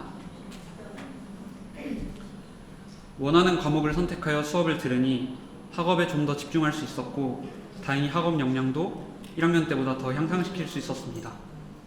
향상시킨 학기가 2학년 2학기 빨간색 표시되어 있는 것이고요. 특히 50명이라는 적은 인원수가 신청한 물리의 경우 처음에는 그 등급 따는 것 때문에 걱정이 많이 되었지만 오히려 그 점 때문에 학업에 좀 더 집중할 수 있었습니다. 아쉽게도 물리보다 수강자가 많았던 화학은 기대만큼 성적이 나오진 않았습니다. 그 이유가 다른 과목에 비해서 제가 상대적으로 화학 과목 공부에 투자한 시간이 적었기도 했고, 가장 큰 점은 이제 화학이 흥미있는 과목이 아니었다는 점입니다. 그래서 등급 때문에 수강 신청 인원이 적어서 과목 선택을 고민하시는 분들이 많으실 겁니다. 제 경우에는 오히려 적은 인원수가 학업에 좀 더 많은 에너지를 쏟게 하는 원동력이 되었습니다. 과목을 선택할 때 수강 신청 인원보다 저에게 이 과목의 공부가 더 반드시 필요하다는 동기가 더 중요하다고 생각합니다. 컴퓨터 분야 직종을 희망하기 때문에 관련 역량을 좀 더 키우고 싶어 공동교육과정을 신청하여 이수하였습니다. 2학년 1학기에는 인공지능 수학, 2학년 2학기에는 인근 학교에서 개설된 응용 프로그래밍 개발, 3학년 1학기에는 데이터 과학과 머신러닝을 이수하였습니다. 특히 세 번째 있는 데이터 과학과 머신러닝, 이 수업은 3학년이라서 주말마다 집에서 먼 거리에 있는 강남고등학교로 가서 수업을 듣는 일이 쉽지는 않았습니다. 이게 오프라인 공동교육과정이었거든요. 그러나 2학년 1학기 때 배웠던 인공지능 수학의 이론적인 측면의 내용들을 현장에서 사용하는 최신의 방식으로 가르쳐 주셨고, 이제 데이터 분석 업무에 종사하시는 선생님이 강의해 주시는 수업이었어서 양질의 수업 자료 그리고 수준 높은 수업으로 만족하면서 들을 수 있었습니다. 이를 통해 저의 진로 적성을 다시 한 번 더 확인했을 뿐만 아니라 전공 역량도 더욱 심화시킬 수 있었습니다. 교과뿐만 아니라 비교과 활동에서도 빅데이터 전문가가 되기 위해 노력했습니다. 3년간 소프트웨어 동아리 활동을 이어갔고, 진로 활동으로 남목고 특색 활동인 도창 진로 프로젝트를 3년간 실시했습니다.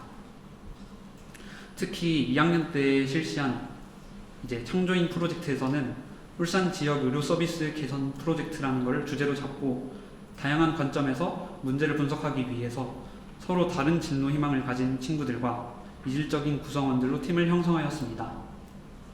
그리고 빅데이터를 분석하여 지역 의료 서비스의 문제를 파악하는 방법과 이를 해결하기 위해 최적의 방법을 찾기 위해 인공지능을 도입하는 방법에 대해서도 직접 고안해 보았습니다. 무엇보다 미래 사회에서 필요한 인재가 되기 위해서는 공동체 역량 함량도 중요하다고 생각해서 1학년 때부터 학급 인원을 맡아 소통 나눔 리더십을 향상시키기 위해서도 노력했습니다. 특히 1학년 때 학급별로 축제를 진행했었는데 그때 학급 축제 운영위원회를 조직하여 1학년 때부터 학급 임원 다시 할게요. 학급 구성원들이 주체가 되어 진행하는 취지에 맞게 역할을 분담하고 예산을 관리하여 축제를 성공적으로 진행해낼 수 있었습니다. 또 스스로 인지하고 있었던 저의 주도성을 발휘하기 위해서 수많은 프로젝트 수업에서 모둠을 이끄는 책임자 역할을 도맡아 하였고 학생들의 참여를 이끌기 위해 다양한 부스를 기획하고 또 운영하였습니다. 저에게 고교학점제는 스스로 지는 책임을 의미합니다. 고교학점제 아래에서 학교 생활을 하며 수많은 책임을 느낄 수밖에 없었습니다. 수강 신청부터 다양한 집단의 대표, 책임자가 되어 그 책임을 다하는 것이 저 스스로를 더욱 성장하게 했습니다. 1학년 때는 매 시간 교실을 이동하며 그런 피로감을 느끼고 중학교 때와는 달리 자기 스스로 무엇이든 해야 한다는 것이 다소 힘들었지만 이는 오히려 저를 스스로 성장하게 하는 힘이 되었습니다. 발표, 토론, 보고서 작성 등의 학생활동 중심 수업에서 또 조금은 부담스러웠지만 하고 나면 또 노력한 만큼 성장하는 저를 발견할 수 있었고 이는 저를 또다시 한 발 앞으로 나아갈 수 있게 하는 힘이 되었습니다. 고교학점제 속에서 제 꿈은 현재 진행형입니다. 저에게 그랬듯 많은 학생들에게 고교학점제가 꿈에 더 가까워질 수 있게 하는 좋은 정책이 되기를 희망합니다. 지금까지 제 이야기를 들어주셔서 감사합니다.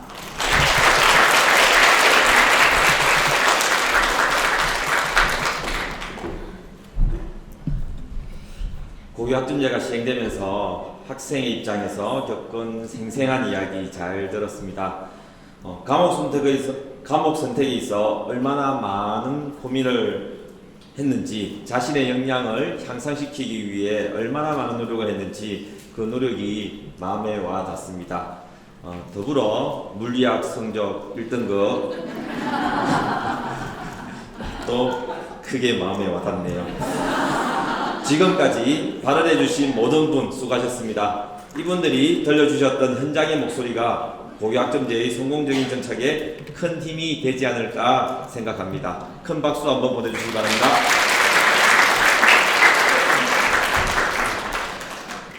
학교가 나에게 맞추다 2023년 울산 고교학점제 정책 공감 토크 콘서트. 지금부터는 고교학점제에 대해 좀 더 자세하게 이야기를 나누어 보는 시간을 갖도록 하겠습니다. 토크 콘서트와 함께 참여하시는 분들 모셔보도록 하겠습니다. 호명하면 무대로 나와주시기 바랍니다.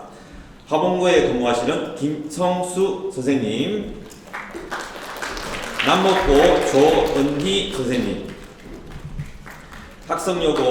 남목고 3학년 차호경 학생, 학성여고 1학년 정예원 학생, 그 다음에 화봉고 송연주 학부모님, 그리고 박수연 울산광역시교육청 장하사님 자리에 모시겠습니다.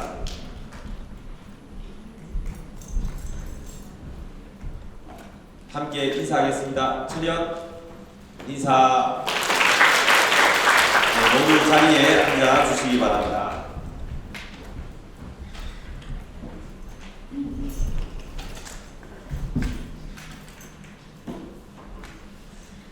(2025년부터) 모든 고등학교에 고교학점제가 전면 적용됩니다. 학교 교육과정이 기존과는 전혀 달라지다 보니 학생들뿐만 아니라 우리 지금 참여한 학부모님들 역시 관심이 많으실 텐데요. 지금부터 고교학점제에 대한 궁금증을 말끔하고 시원하게 풀어드리도록 하겠습니다.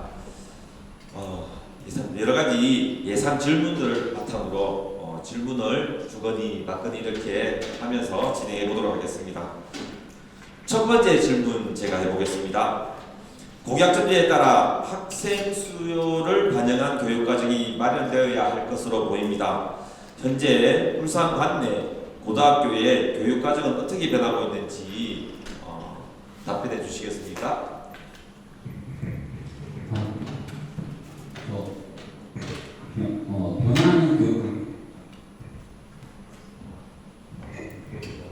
변화하는 교육 환경에 대응하기 위해서 교육과정 수행의 중요성이 점점 더 강조되고 있습니다.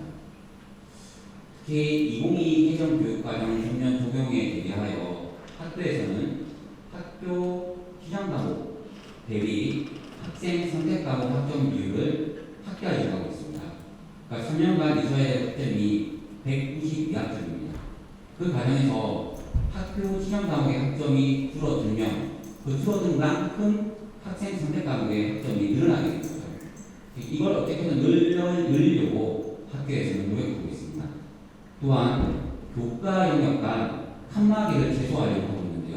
그게 무슨 말이냐면 어느 학교에서만 1학기 국어, 영어, 수학 교과에서 4개 과목을 선택하고 사회과학 교과에서 2개 과목을 선택하고 생활교양 교과에서 1개 과목을 선택하는 것을 다 뭉뚱그려가지고 국어, 영어, 수학, 사회과학, 생활교양에서 7개를 선택해야 한다는 거예요.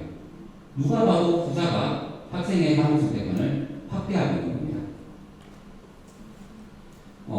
그 다음에 학교에서는 학기제 과목을 운영하려고 노력하고 있습니다. 이게 뭔 말이냐고 하면 1년 동안 동일 과목을 일주일에 2~3시간 공부하는 걸 가지고 한 학기에 일주일 4시간 공부해서 끝내는 겁니다. 학기제. 제가 실제로 고교학점제를 운영하면서 느낀 것은 이 학생의 과목 선택권을 확대하기 위해서는 이 학기제 운영이 필수라는 겁니다. 특히 진로가 변경되었을 때 학기제 과목은 그 진로가 변경될 때마다 과목 변경이 가능하기 때문에 정말 유명하거든요. 마지막으로 학교마다 교과 특성화를 고려한 독특한 교육과정을 운영하려고 노력하고 있습니다. 예를 들면 저희 학교가 ICT 과학융합 교과 특성화입니다. 교육과정 편제표를 나중에 보시면 학교보다 정보과정 교과가 많이 있습니다. 그렇게 있습니다. 이상입니다. 잘 들었습니다. 어려운 이야기도 많이 나오죠. 학생들이 진로와 적성에 따라서 선택 과목을 선택하기 위해서는 그 교육청, 학교에서도 아주 많은 노력이 필요할 것 같은데요. 구체적으로 어떤 노력들이 이루어지고 있는지 궁금합니다. 저희가 했던 사례를 말씀을 드리면 먼저 이제 정보가 좀 필요하지 않습니까? 그래서 책자로 만들어서 배부를 하고 있습니다. 근데 책자가 처음에 너무 두꺼우니까 읽기 너무 힘들다고 하시는 거예요. 그래서 지금은 리플렛 정도의 얇은 책이나 워크북 제공하기도 하고요. 그리고 학생들은 모바일로 보는 걸 좋아해요. 그래서 PDF 파일을 변환해서 모바일로도 안내를 드리고 엑셀로 검색할 수 있는 프로그램도 만들어서 안내를 하고 있는 상황입니다. 그 다음에 이제 두 번째가 자신에게 필요한 걸 해야 되잖아요. 그러다 보면 한 사람 의견을 들어서는 안 되는 거예요. 그래서 이제 기본적인 자료가 있어야 되기 때문에 학과 대열 검사 같은 걸 합니다. 거기에 이제 수치화되어 있는 걸 바탕으로 해서 전문가와 상담도 한번 하고요. 그 다음에는 다른 교사와도 상담을 합니다. 그런데도 안 나오면 자신의 진로도 안 나오고 과목을 도대체 할 수가 없다라고 하면 이제 진로교사, 교육과정부 또는 학년부장 이렇게 연계해서 지속적인 상담이 계속적으로 이루어집니다.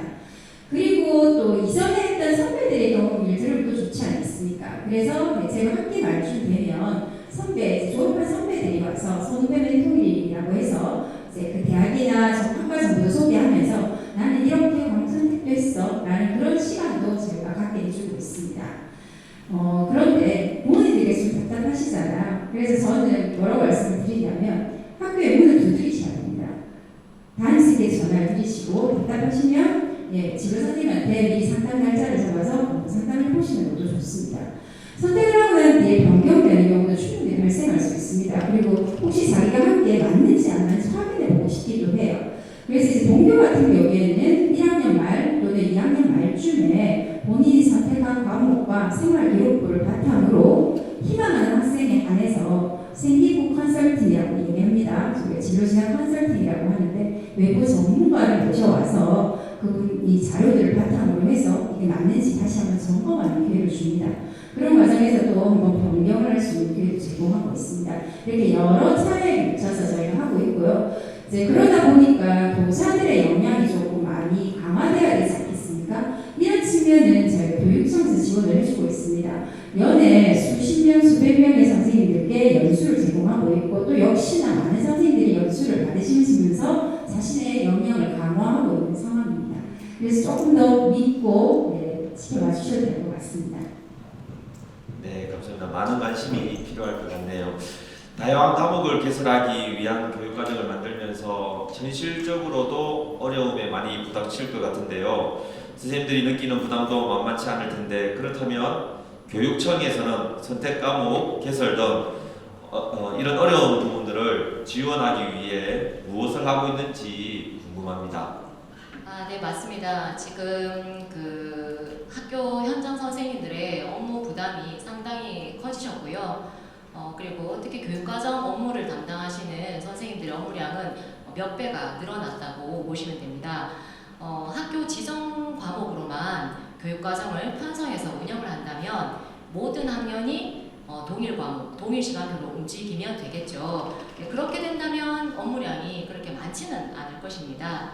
네, 교육과정 편성부터 시간표 작성, 교실 배치, 교사 확보까지 좀 쉽게 진행을 할 수 있는데요. 네, 지금은 이제 선택형 교육과정, 또 고교학점제가 이제 본격화되면서 학생 과목 선택권 보장이 되게 중요한 문제가 되었고, 고 2, 3학년은 선택 과목 체제로 돌아가다 보니까 이제 학생들이 선택하는 과목에 따라서 정말 다양한 조합이 나오게 됩니다.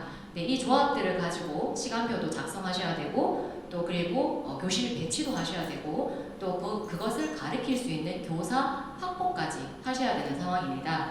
네, 그래서 예전에 그 저희 교실 풍경 보면 교실 앞에 학급 시간표가 있었잖아요. 네, 지금은 학급 시간표가 없습니다. 학생 개별 시간표입니다. 네, 그래서 어떤 학교는 뭐 200명 정원인데 뭐 100명의 시간표가 다르다 할 정도로 여러 조합이 나오고 있는 상황이어서 네, 이것을 이제 해하시는 그 교육과정부나 이제 이런 데 업무가 상당히 이제 증가가 되어 있는 상황입니다. 네, 저희 교육청에서는 이 선택 과목을 편제해서 운영하는 데 도움을 드리고자 교육과정 편제, 시간표 작성, 또 수강 신청, 프로그램 운영하는 부분에 있어서 컨설팅 지원하고 있고요. 그리고 다과목 지도 교사 연수라든지 다양한 연수 지원하고 있습니다. 그리고 교육청 소속의 학점제형 순회교사제 운영하고 있는데요. 저희 팀장님 말씀하셨듯이 올해 같은 경우는 9명의 교사가 26교를 지원하고 있는데 학교에서 그 강사 확보가 어려우신 경우에 저희가 교육청 소속으로 학점제형 순회교사 분들을 운영을 해서 지원을 하고 있습니다. 이 외에도 교원 수급에 활용하실 수 있도록 강사 인력풀을 반기별로 구축해서 안내드리고 있고요. 지금 현재 700명 넘는 이제 대학교 교수님까지 계십니다. 네, 강사 인력풀 안내드리고 있고요. 또 강사비 등을 또 지원을 예산 지원하고 있습니다. 이상입니다. 네, 감사합니다. 저희 학교도 많은 지원을 받고 있는 학교 중에 하나입니다. 자, 우리 학생들에게도 질문을 던져보도록 하겠습니다. 먼저 중학교에서 학교 생활과 비교해서 고등학교 생활은 어떤 차이가 있는지 어떻게 느꼈는지 궁금하기도 하고요. 또한 교육 과정에서는 어떤 변화가 있었는지 정예원 학생이 한번 답변해 주시겠습니까? 네. 제가 느꼈던 학교 생활의 차이는 과목마다 담당 선생님의 수가 많아진 것과 등교 시간이 달라졌던 것인데요. 예를 들어 중학교 때는 과학 선생님이 2분 정도 계셔서 번갈아서 들어오셨다면 고등학교에 오니까 과학 선생님들 중에서도 물리, 화학, 지구과학, 생물 이렇게 선생님이 나뉘어져서 들어오시고 중학교 때는 8시 40분까지 학교를 등교를 했다면 고등학교 때는 8시 20분까지 교문을 넘어야 한다라는 것에서 차이가 좀 있었습니다. 그리고 교육 과정에서는 선택 과목이나 모의고사가 있다는 점에서 차이가 있었던 것 같습니다. 네, 감사합니다. 지금 7월인데요. 아마 기말고사 다 마친 시점입니다. 이맘때쯤이면 다음 학년 선택 과목을 신청하는 수강 신청 기간일 겁니다. 1학년 학생들은 2학년 선택 과목을, 2학년 학생들은 3학년 선택 과목을 수강 신청합니다. 차우영 학생은 이 모든 과정을 겪었을 텐데요. 어떠하였나요? 고민은 없었나요? 어떻게 해결하였나요? 혹시 후회는 없나요? 우선 저는 선택 과목 수강 신청 기간에 컴퓨터 계열로의 진학을 위해 관련 교과를 이수하기 위해 노력했습니다.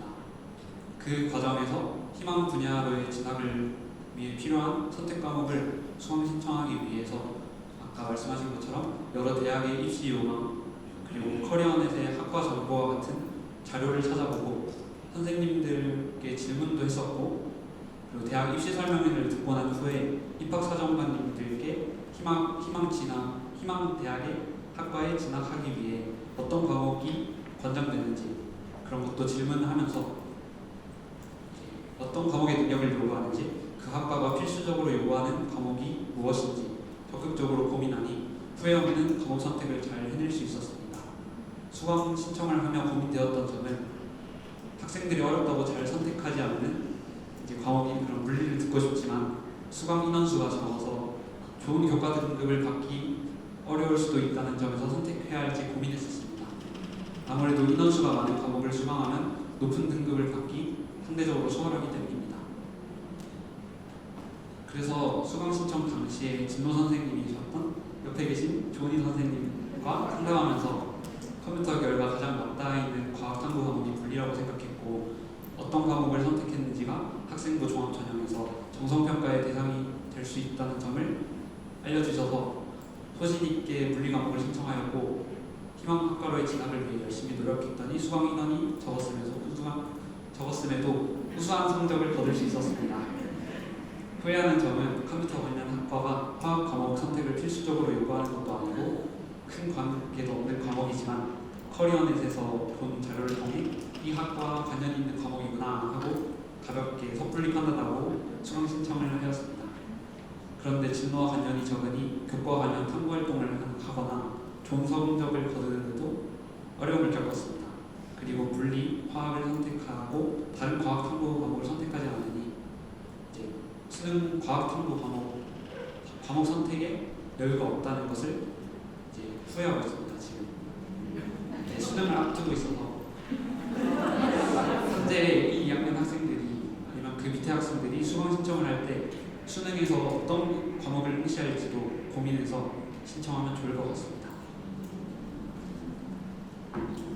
네, 감사합니다.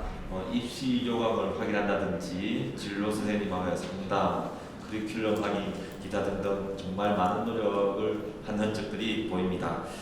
다음 질문을 이어가 보도록 하겠습니다. 부모님 입장에서 자녀가 진로 문제, 과목 선택 등으로 고민할 때 어떤 조언을 해주셨는지 궁금합니다. 실제 경험한 사례를 통해서 설명해 주시면 좋겠습니다. 저희 애가 애들이 자랄 때마다 꿈이 자꾸 바뀌더라고요. 초등학교 때는 뮤지컬 배우가 꿈이어서 6년 동안 뮤지컬 배우 역할을 했었습니다. 근데 갑자기 중학교 올라와서 피아니스트가 되고 싶다 하더라고요. 물론 1학년 때부터 피아노를 하기 시작했지만 솔직히 중학교 때 갑자기 바뀌니까 저도 어떻게 해야 될지 잘 모르기 때문에 요즘 스타킹 보면은 재능인들 굉장히 많잖아요. 5세부터 피아니스트가 된 애도 있고 피아노 하신 분들도 있고 그래서 제가 안 된다 했어요. 우리 애가 물론 대회 나가면 대상을 받지만 다 아시잖아요. 우리 애만 대상 받는 게 아니고 다른 애들 다 똑같이 대상을 받거든요. 그래서 안 되겠다 싶어서 공부를 해라 라고 얘기를 했어요. 그래서 중학교 때부터 큰애도 마찬가지고 중학교도 마찬가지고 공부를 시켰습니다. 영어부터 시작해서 수학까지 좀 늦긴 했지만 근데 늦게 시작하다 보니까 사실 저도 공무원라서 다른 아이들하고 성적 비교하지 말아야지 우리 그런 생각하잖아요. 그리고 애들한테 비교하는 말을 많이 하면 안 된다라고 얘기는 들었는데 쉽지 않더라고요 사실은. 그래서 큰애가 대학교 갔을 때 큰애 친구들 어떤 오빠는 어떻게 하면서 이렇게 진로 선택하고 이렇게 해서 진로감 선택했다더라. 어떤 누나는 이런 식으로 공부를 해가지고 이렇게 공부했다는 말을 아무래도 많이 하게 되더라고요. 왜냐하면 제가 도움을 받을 수 있는 게 우리 큰애 애들밖에 없었거든요. 그리고 걔네들은 대학교를 잘 갔습니다. 그래서 거기에 관련된 애들한테 정보를 많이 얻었고요. 특히나 우리 딸이 원하는 과를 이미 다 그 애들이 이미 그 학교를 갔기 때문에 그 애들 많았던 거를 우리 애들한테 많이 얘기를 했었고요. 처음에는 우리 딸이 의대를 간다고 해서 걔네한테 물어봤어요. 의대를 가려고 하면 어떻게 해야 되냐고 물어봤더니 이과를 택해야 되고 수학이 직접적으로 공부를 해야 되고 수학을 하게 되면 미적분에서 성적이 판가름하기 때문에 미적분에 대해서 좀 많이 공부해야 되고 그리고 필링 문제도 이렇게 해서 저렇게 공부해서 풀어야 됩니다 라고 얘기를 하더라고요. 그리고 의대를 가게 되면 수학뿐만 아니고 과학 성적도 제일 많이 판가름되시다 하더라고요. 성적이 내기에는. 그래서 물리학을 해야 되고 화학도 하면 좋겠고 근데 성적 내기에는 물리학이 좀 어려워요. 특히 우리 애는 여자애라 가지고 자기는 물리학이 재밌다 얘기하고 화학이 재밌다 얘기했지만 실제로 성적을 보니까 물리하고 화학 성적이 바닥이더라고요. 그래서 그렇게 하면 안 된다. 생명과학이나 아니면 지구과학을 선택해라. 학점 따기가 제일 쉽다라고 조언을 해줬습니다. 근데 막상 2학년 되니까 얘가 또 바뀌었어요. 꿈이. 이과 공부를 열심히 했는데 너무 열받는 거예요. 수학 그렇게 열심히 가르쳤는데 문과를 가겠다고 했습니다. 아시죠? 국어 하나도 안 했거든요. 영어만 열심히 시키고 이과를 갔는데 수학을 영어를 열심히 시켰는데 갑자기 문과를 간다 해가지고 다시 얘기했습니다. 국어를 공부해야 된다. 국어를 해야 되면 또 어릴 때부터 얘가 뮤지컬을 했기 때문에 암기감을 참 잘하더라고요. 그래서 사회과를 무조건 외워야 된다. 한국사 시험 한번 쳐봐라 했더니 3개월 공부해서 한국사 시험을 2급 자격증 따더라고요. 그래서 문과 쪽으로 좀 괜찮겠다 해서 열심히 문과 쪽으로 해봐야 한다고 얘기를 했거든요. 저는 다른 건 모르겠지만 우리 애가 하고 싶다는 거 아니면 자기가 공부하고 싶다는 거에 대해서는 적극적으로 지원을 해주지만 갑자기 이렇게 진로를 바뀔 거라는 생각을 못했기 때문에 정말 소위스가 교육이 없었다면 이과에서 문과 선택이 쉽지 않거든요. 그 과목이 있어서 우리 애들도 좀 불안감 없이 열심히 공부했던 것 같습니다. 감사합니다. 현재 고등학교 수업 분위기도 많이 바뀌었을 것 같은데요. 우리 정예원 차호경 학생이 느끼기에 중학교 수업과 다른 점이 있다면 한 가지씩 차례대로 얘기해 주시겠습니까? 제가 다녔던 중학교에는 뒤편에서 서서 공부를 할 수 있는 공간이 없었거든요. 그래서 고등학교에 왔는데 서서 공부를 할 수 있는 공간이 있었어서 거기에서 좀 더 수업에 집중을 할 수 있게 들을 수 있게 되었고 그리고 분위기 같은 것도 중학교 때보다 학생들이 좀 더 생활이나 학습에서 열정적으로 또 적극적으로 많은 활동들을 참여하는 게 많이 달랐던 것 같아요.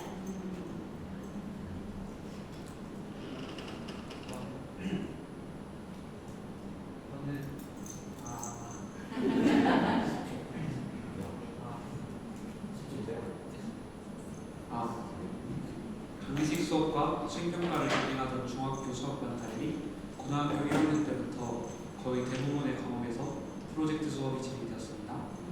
단지 배우면서 끝나는 게 아니라 이제 모둠을 짜고 프로젝트 목표를 설정해서 배운 내용을 토대로 과제를 해결하고 이제 그런 수업을 1학년 때부터 하게 되었고요.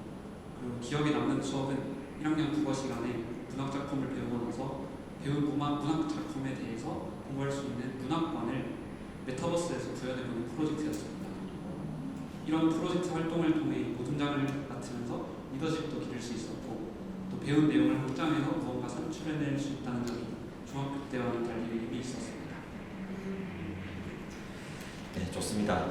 수업 방법, 형태 등이 바뀌면서 학교 공간에도 변화가 생길 것 같습니다. 학교 공간에는 어떤 변화들이 일어나고 있는지 궁금합니다. 네, 지금 그 학교에서 학점제형 학교 공간 조성 사업을 활용해서 학교 공간을 많이 바꾸고 있습니다. 이에 따라 학교 모습도 많이 변화가 되었고요. 예전에는 자기 학급에서 하루 종일 생활을 하면서 수업을 들었다면 지금 이제 학생이 선택한 과목에 따라 이동 수업을 하게 되었기 때문에 이에 맞추어서 선택 과목 수업을 원활하게 할 수 있는 공간들을 조성하고 있습니다. 예를 들자면 가변형 교실이라고 해서 교실 크기를 0.5칸부터 2칸까지 지금 현재 있는 교실 크기를 기준으로 봤을 때요. 폴딩 도어 같은 걸 이용해서 공간을 분리하는 그런 식으로 그래서 가변형 교실을 만들고 있고요. 또 다목적 공용 교실, 또 메이커 교실이나 프로젝트 학습실, 또 온라인 학습실 등을 조성을 하고 있습니다. 네, 그리고 학생들이 또 이동하면서 이제 좀 쉴 공간도 필요하고 또 이제 수업이 비는 공강 시간에도 가서 학습할 공간이라든지 쉴 수 있는 공간 필요하기 때문에 홈베이스나 스터디 카페, 자기주도 학습실 이런 공간들도 지금 조성이 되고 있습니다. 이상입니다. 네, 감사합니다. 학교가 카페처럼 대학교처럼 아름답게 많이 바뀌고 있습니다. 자신이 좋아하고 관심 있는 과목을 선택하여 자신만의 교육 과정을 만들었다면 수업에 당연히 열심히 참여할 것으로 예상이 됩니다. 현재 수업에 참여하는 학생들의 모습은 어떠한지 이야기해 주실 수 있으신가요? 네, 아무래도 본인의 진로와 특성에 맞는 과목을 수강 신청했다면 수업에 좀 더 흥미를 가지고 적극적으로 수업에 참여합니다. 특히 아까 프로젝트 수업이나 주제 중심 수업, 교과 융합 수업, 배움 중심 수업 등 학교 학생이 중심이 되어서 수업을 했을 때 담당 선생님께서 이를 전문성 있게 평가하고 학생생활 기록부에 충실히 기재합니다. 다만 당연히 수업에 참여하지 않는 학생들도 있을 수 있습니다. 이때는 이런 경우는 선생님이 학생들이 수업에 참여할 수 있도록 적극적으로 독려하고 책임감을 가지고 교과에서 제시하는 최소한의 성기 수준에 도달할 수 있도록 노력해야 됩니다. 최소 성기 수준에 미도달된다면 학기 말이나 방학 중에 보충 지도를 해서 이수할 수가 있습니다. 네, 감사합니다. 네, 평가에 대해서도 궁금합니다. 과정 중심 평가가 얼마나 내실이 있게 진행되고 있으며 성취 평가제에 따른 학생들의 성적은 입시에 어떤 영향을 미칠 것으로 보이나요? 2020년부터 지금 진로 선택 과목이 성취평가제가 고등학교에 실시가 되고 있습니다. 현재 진로 선택 과목은 A, B, C 3단계고요. 2025년 전면 시행되면 A, B, C, D, E, I로 해서 성취평가제 동일하게 시행이 되고요. 현재 입시 제도에서 봤을 때 이 진로 선택 과목 같은 경우에는 이렇게 점수로 이제 대학에서 평가를 하지는 않습니다. 그러니까 A, B, C의 극간의 차이가 10점, 9점, 8점, 1등급, 2등급, 3등급 이 정도로 평가를 하기 때문에 이제 점수의 일종의 정량 평가라고 하는데 이걸로의 평가보다는 이 아이가 이 수업 시간에 어떤 활동을 했고 어떤 학구력을 지녔고 어떤 역량을 지녔냐를 훨씬 더 많이 평가합니다. 이런 걸 정성 평가라고 합니다. 현재 진로 선택 과목은 이렇게 평가를 하고 있고요. 2020년부터 시작되었으니까 지금 올해 기간이 이루어졌습니다. 초반에는 사실은 대입에 어떻게 다녔을까 학교마다 걱정이 좀 많았고요. 그래서 A의 퍼센트를 얼마를 줘야 되느냐라는 고민도 많이 있었습니다. 그런데 대학에서는 A, B, C보다는 내용이 더 중요하다라는 말을 많이 하면서부터는 저희가 성취평가제, 즉 그러니까 성장 중심 평가로 과정의 평가를 훨씬 많이 줍니다. 그래서 수행평가 비율을 거의 100으로 두는 경우도 있고요. 지필평가를 실시하지 않는 과목도 점점 늘어나고 있는 게 현실입니다. 왜냐하면 지필평가를 하나 넣고 안 넣고 이 아이가 수업에서 있는 활동의 그 수준과 양이 조금 다릅니다. 그리고 눈빛도 많이 다릅니다. 그래서 학생들이 조금 더 깊이 있게 자신에게 진로와 관련된 정보 판별을 할 수 있도록 하기 위해서 저희가 수행평가 100으로 하는 경우가 점점 늘어나고 있습니다. 하지만 아직 입시가 지금의 입시는 좀 다르지 않습니까? 전면 시행될 때하고는. 그래서 한 번 정도는 시험을 치는 경우가 있습니다. 그래서 A, B, C가 약간씩은 구별되지만 한 50% 이상의 학생들은 A를 받고 있는 상황이라고 보시면 되겠습니다. 대입에서도 그렇게 평가를 하고 있습니다. 네, 감사합니다. 학생이 스스로 선택한 과목을 충실히 이수할 수 있게 최소 성취 수준 보장 기도를 한다고 들었는데 구체적으로 어떤 내용인가요? 40점 미만이 되어 미우스가 되면 어떻게 되는 건가요? 정말 졸업을 못하게 되는 건가요? 최소 성취 수준이란 과목의 학습이 끝났을 때 학생이 최소한 이 정도는 알아야 된다는 수준입니다. 우선 말씀드리는 부분은 내년 신입생까지는 지금 현재 중학교 3학년이죠. 최소 성취 수준에 미도달 하더라도 미수되지는 않습니다. 다만 2025학년도 신입생, 현재 중학교 2학년 학생들은 최소 성취 수준에 미도달하면 학기 말이나 방학 중에 보충 기도를 하여 이수할 수가 있습니다. 근데 너무 너무 불안해하실 필요는 없습니다. 제가 생각하는 고교학점제의 핵심은 수업 시간에 자는 아이를 깨우는 겁니다. 우리는 단 한 명의 아이를 포기할 수 없기 때문이죠. 그게 중요하다고 생각합니다. 그래서 학생이 만약에 자기가 학습할 의지만 있다면 단언코 미수되지 않습니다. 이상입니다. 네.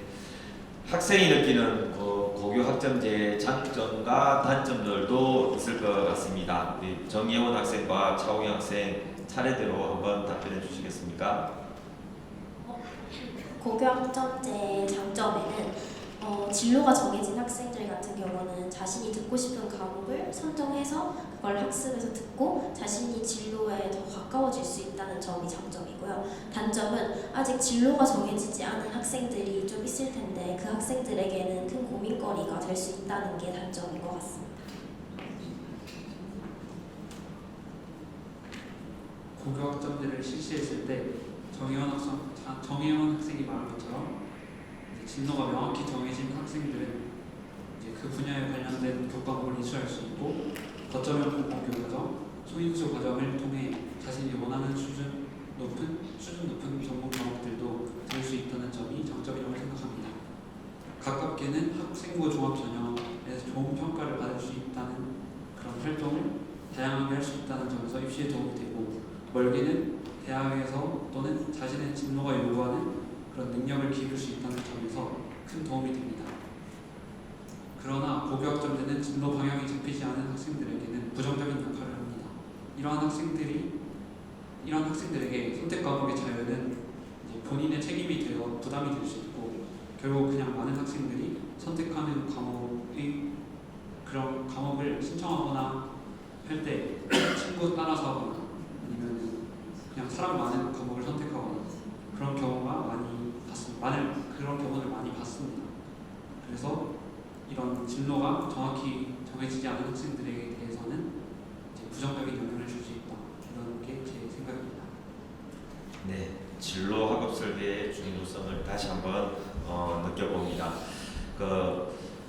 학부모님께도 한번 질문해 보겠습니다. 송연주 학부모님의 고등학교 시절과 지금은 학교 분위기가 많이 다를 텐데요. 그 시절 꿈을 이루기 위해 무엇을 하셨는지, 그렇다면 만약 지금 자녀가 다니고 있는 화봉고등학교 학생이 된다면 어떤 공부를, 어떤 일을 하고 싶은지 궁금합니다. 저는 어릴 때 피아니스트가 꿈이었어요. 너무 좀 그렇긴 하지만 저희 때부터 이렇게 피아노 학원이라든지 제가 나이가 나오네요. 유치원이라든지 이런 거 다니기 시작했거든요. 그래서 제 친구들이 피아노 치는 모습 보고, 그다음에 학교 선생님이 그때는 피아노가 아니었습니다. 오르간 치는 거 보고 너무 창피하다. 보면서 피아노 치면 너무 좋겠다 해가지고 초등학교부터 국민학교 때부터 초등학교부터 피아노를 배우기 시작했거든요. 그래서 열심히 공부를 했는데 중3 때 경제적인 이유로 피아노를 못하게 됐습니다. 그때는 한창 이제 돈을 버는 시기였기 때문에 저 하나로 인해서 투자를 하는 그 돈들이 우리 가족 전체를 먹여 살릴 수 있는 돈이 됐기 때문에 저는 못했거든요. 그래서 피아니스트의 꿈을 중3 때 접고 공부를 시작해서 성적으로 이제 고등학교 들어갔거든요. 고등학교 들어가면 이제 예체능을 했었기 때문에 다들 아시죠? 공부 안 한 거. 그래서 박지지게 머리 터지도록 공부를 했습니다. 그래서 대학교 들어가서 그때부터 제가 새로운 꿈을 찾아야 되기 때문에 이제 뭘 할까 생각을 하다가 당시에 이제 여행 가이드가 있어가지고 관광가 이런 데 있어서 그런 구조로 가서 여행 가이드를 하면 좋겠다는 꿈을 다시 새롭게 꾸기 시작했거든요. 근데 지금 만약에 내가 화공부를 다니고 하기 시작한다면 처음부터 이제 영어 공부를 열심히 했겠죠. 저희는 아시죠? 그때는 주입식 영어 한마디도 못한대요. 제대로 못하고 해외 나가도 그냥 기초적 영어만 하지 잘 심도 있는 얘기를 잘 못하겠더라고요. 그래서 제가 만약에 다시 한국에 들어가서 영어를 열심히 공부해가지고 영어 가이드가 될 수 있는 그런 꿈을 하기 위해서 이제 열심히 공부를 했겠죠. 그리고 여행 다니다 보니까 여행 다니는 게 너무 재밌더라고요. 좋은 분들과 같이 다양한 삶의 이야기도 듣고 맛있는 것도 먹고 그리고 취미 활동 같은 거 아니면은 가서 다양한 액티비티 활동하는 게 너무 좋더라고요. 그래서 다시 돌아간다면 열심히 영어 공부도 하고 만약에 제가 화본부가 아니고 초등학교 때로 다시 돌아가서 지금 이 시간 살고 있다면 열심히 피아노 공부를 했을 겁니다. 내 꿈이 어릴 때부터 피아니스트였기 때문에 그 꿈을 위해서 열심히 달려갔을 것 같습니다. 지금 이 자리에 중학교, 초등학교 부모님도 많이 계신 걸로 알고 있거든요. 지금 중학생인 후배들에게 선배로서 조언을 해준다면 고등학교 생활을 위해 어떤 고민을 하고 어떤 준비를 하면 좋을까요? 우리 정예원, 차우경 학생 한번 답변해 주시겠습니까?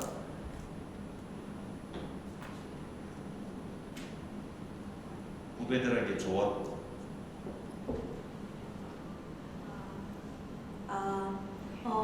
고등학교에 올라오기 전에 저는 진로를 정하고 오는 게 좋을 것 같다고 얘기를 해주고 싶습니다.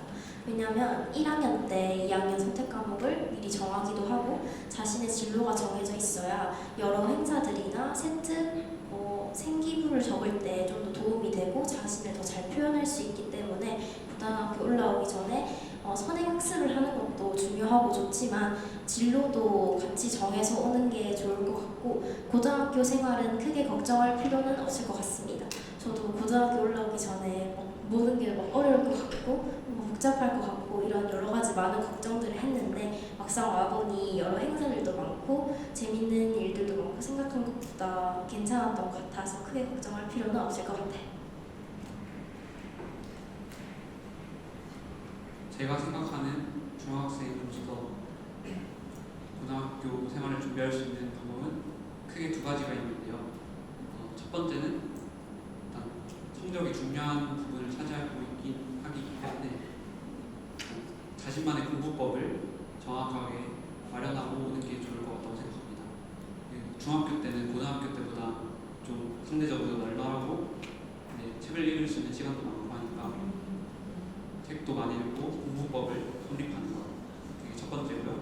두 번째는 이제 어릴 때부터 대학 입시 정보를 좀 자주 접했으면 좋겠다는 생각이 들어요.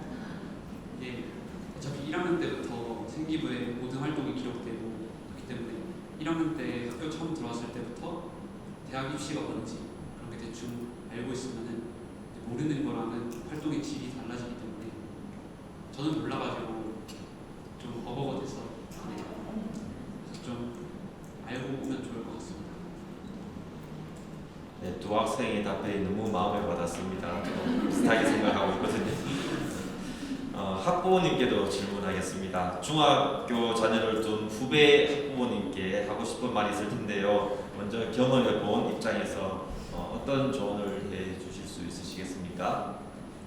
우리가 애들한테도 공부하라고 얘기 많이 하잖아요. 사실은 엄마들도 공부 좀 하라고 얘기하고 싶어요. 대부분 엄마들이 학교에서 하는 학부모 교육이라든지 아니면 요즘 정보가 많잖아요. 근데 그런 거에 대해서는 애들한테 다 맡겨놓고 우리 애가 알아서 다 한다 얘기하고 정작 엄마들은 아무것도 모르고 계신 분들이 참 많으시더라고요. 근데 조금만 좀 시간을 내서 주관해서 학교 교육에 참여하고 학교에서 나오는 그런 내용들을 알림장 같은 거 한번 조금만 읽어보더라도 우리 애들이 뭐라고 물어봤을 때 아니면 상담했을 때 약간이라도 알아들 수 있고 걔네들한테 얘기해 줄 수가 있거든요. 대부분의 엄마들이 나는 잘 몰라요 아니면 우리 애가 알아서 잘할 거예요. 근데 이제 선생님과 상담하면 돼요 라고 얘기를 많이 하는데 내가 우리 애들 키워보니까 우리 애를 잘하는 게 바로 저더라고요. 우리 큰애가 뭘 못한다. 제가 아까 얘기했죠. 열심히 운동을 가르쳤는데 운동 아예 못하더라고요. 몸치란 얘기를 고3 와서 들었습니다. 우리 큰애가 그만큼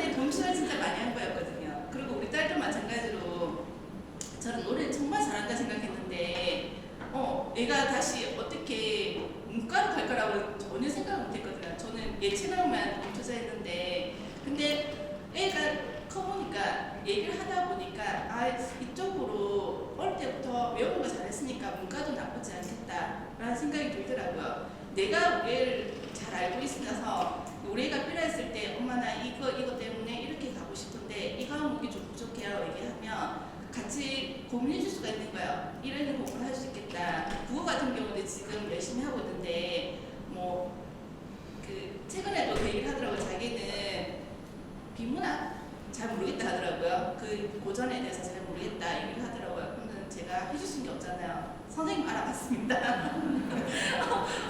도움 되시는 게 없으니까. 그리고 소인수 교육이나 이런 자료 왔을 때 이런 거 선택해서 선생님 한번 이 과목 선택해서 같이 한번 해봐. 선생님 해봐. 이 정도는 제가 학부모 교육을 통해서 알고 있었기 때문에 우리 애한테도 얘기를 해줄 수가 있더라고요. 그래서 중학교 부모님께서도 학교에서 나오는 얘기들을 들어보시고 학교 교육에 좀 깊게 좀 자세하게 한번 들어보시고 내가 한 개를 듣고 한 개를 흘린 경우가 많거든요. 저도 잘 모르기 때문에. 근데 그걸 한 번 듣고 두 번 듣고 세 번 정도 들으면 선생님들 하신 얘기가 내 귀에 들어오고 그 얘기를 우리 애들한테 해줄 수가 있더라고요. 그래서 꼭 학부모 교육 참석해 주시고 학부모 교육청에서도 교육 참 많이 하고 있거든요. 그리고 아까 얘기했듯이 홈페이지 활용하는 것도 굉장히 좋더라고요. 거기 나온 자료도 많으니까 그런 자료도 활용해서 우리 애들이 뭐라고 얘기했을 때 난 잘 몰라 네가 알았어 이런 얘기보다는 앉혀놓고 같이 커피숍 가서 커피 한잔 마시면서 대화해 줄 수 있는 부모가 됐으면 좋겠습니다. 장학사님께 한번 질문해 보겠습니다. 고교학점제가 본격적으로 적용이 되는 이 시점에서 우리 학생들에게 가장 필요한 역량이 무엇인지 한번 이야기해 주시면 고맙겠습니다. 네, 저는 그 자기 이해 역량이나 자기 관리 역량을 꼽고 싶습니다. 자기가 이제 좋아하는 게 뭔지, 잘 할 수 있는 게 뭔지, 또는 이제 자기가 원하는 것이 뭔지, 또 나에게 지금 필요한 것이 뭔지 이것을 자기를 잘 이해해서 그런 걸 선택할 수 있는 그런 자기 이해 역량 되게 필요하다 보고요. 그리고 자기가 이제 선택을 했으면 또 책임감 있게 잘 또 완수할 수 있는 또 자기 관리 역량 이 두 가지가 많이 또 중요해진다고 봅니다. 네, 이상입니다. 네, 감사합니다. 이어서 우리 현장 질문 시간을 한번 가져보도록 하겠습니다. 우리 부모님께서 고교학점제 적용 관련 궁금한 점들을 사전에 입구에 있는 포스트잇에 적어주셨는데요. 눈에 띄는 것들을 몇 개 뽑아서 소개해드리겠습니다. 한 개만 할까요? 네, 시간상 하나만 하랍니다. 네. 진로 변경 시 대입에 불리하지는 않나요? 라고 누가 질문해 주시는데 조은희 선생님 답변해 주시겠습니까? 네, 어려운 질문인데요. 지금 현재 전면 시행을 앞둔 상황에서 대입이 발표되어 있지 않습니다. 그리고 온갖 유혹기업들이 이렇게 돌아다니면서 부모님을 힘들게 만들고 있어요. 그래서 저는 그런 뉴스에 편향되지 마시고 현재 상황에서 차분 준비하셨으면 좋겠어요. 진로를 변경할 때는 이제 애들이 저희가 없거든요. 두 가지 관점을 씁니다. 자, 첫 번째는 성적이 떨어지는 겁니다. 성적이 떨어지면 진로를 변경합니다. 그러면은 제가 물어봅니다. 너가 정말로 이 진로를 바꾸었을 때 네가 행복할 것 같니? 라고 물어봅니다. 그럼 아이가 고개를 떨굽니다. 그리고 열에 다시 돌아갑니다. 바꾸죠. 그리고 그럼에도 불구하고 자기는 꼭 바꿔야겠다. 성적이 아니에요. 선생님 정말 저 적성이 달라졌어요. 라고 하면 바꿔서 활동할 수 있는 게 많습니다. 아까 말했던 것처럼 공동교육과정도 있고요. 그리고 모든 교과는 고등학교에서 이수하는 모든 교과는 기본인 겁니다. 거기에서 특수한 몇 개의 교과만 전공의 특성을 드러내는 거고 대학에서 그걸 보는 겁니다. 생명과학을 안 들었다고 해서 의사가 못 되느냐? 아니요, 의사가 못 되는 건 성적이 안 좋아서 못 되는 거예요. 그래서 과목을 선택하면 성적이 나와야 되고요. 그게 안 됐을 경우에 진로를 변경하는 건 그냥 좋지 않고요. 정말 적성이 달라졌을 때는 공동교육과정도 있고요. 창의적 체험활동도 있고요. 행동 특성도 있고요. 국어 시간에 수학적 역량, 수학 시간에 영어적 역량, 사회 시간에 과학적 역량 충분히 드러낼 수 있는 게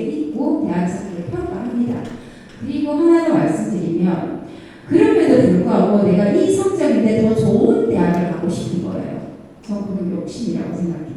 왜? 똑같이 출발점에서 내가 그 길을 가기 위해서 꾸준히 노력한 아이가 있지 않습니까? 물리를 듣고 끝까지 성적을 내기 위해 이 아이가 얼마나 많은 걸 포기하면서 학교 생활을 하는지 저희는 매일 보거든요. 그런데 그 아이의 평가를 낮게 주고 진로를 변경해서 온 아이의 성적을 높게 주는 게 그게 대입에서 공정한 평가일지 저는 의문입니다. 저희들이 학교에서 학생들을 더 많이 보잖아요. 아침부터 저녁까지 애들 볼 때 굉장히 힘듭니다.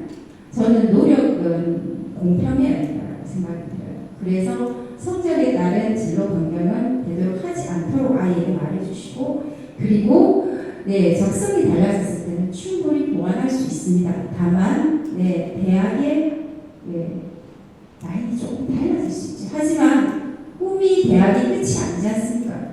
제가 아는 아이들의 많은 아이들은 대학에서 대학원을 넘어가서 또 다른 일을 또 찾고 나간 아이도 많이 있습니다. 그러니까 너무 한 길만 있다고 생각하지 않으셔도 될 것 같습니다. 감사합니다. 많이 기대되는데요. 이것으로 토크 콘서트를 마무리해 보도록 하겠습니다. 모두 자리에 일어나 주시기 바랍니다. 차려 인사.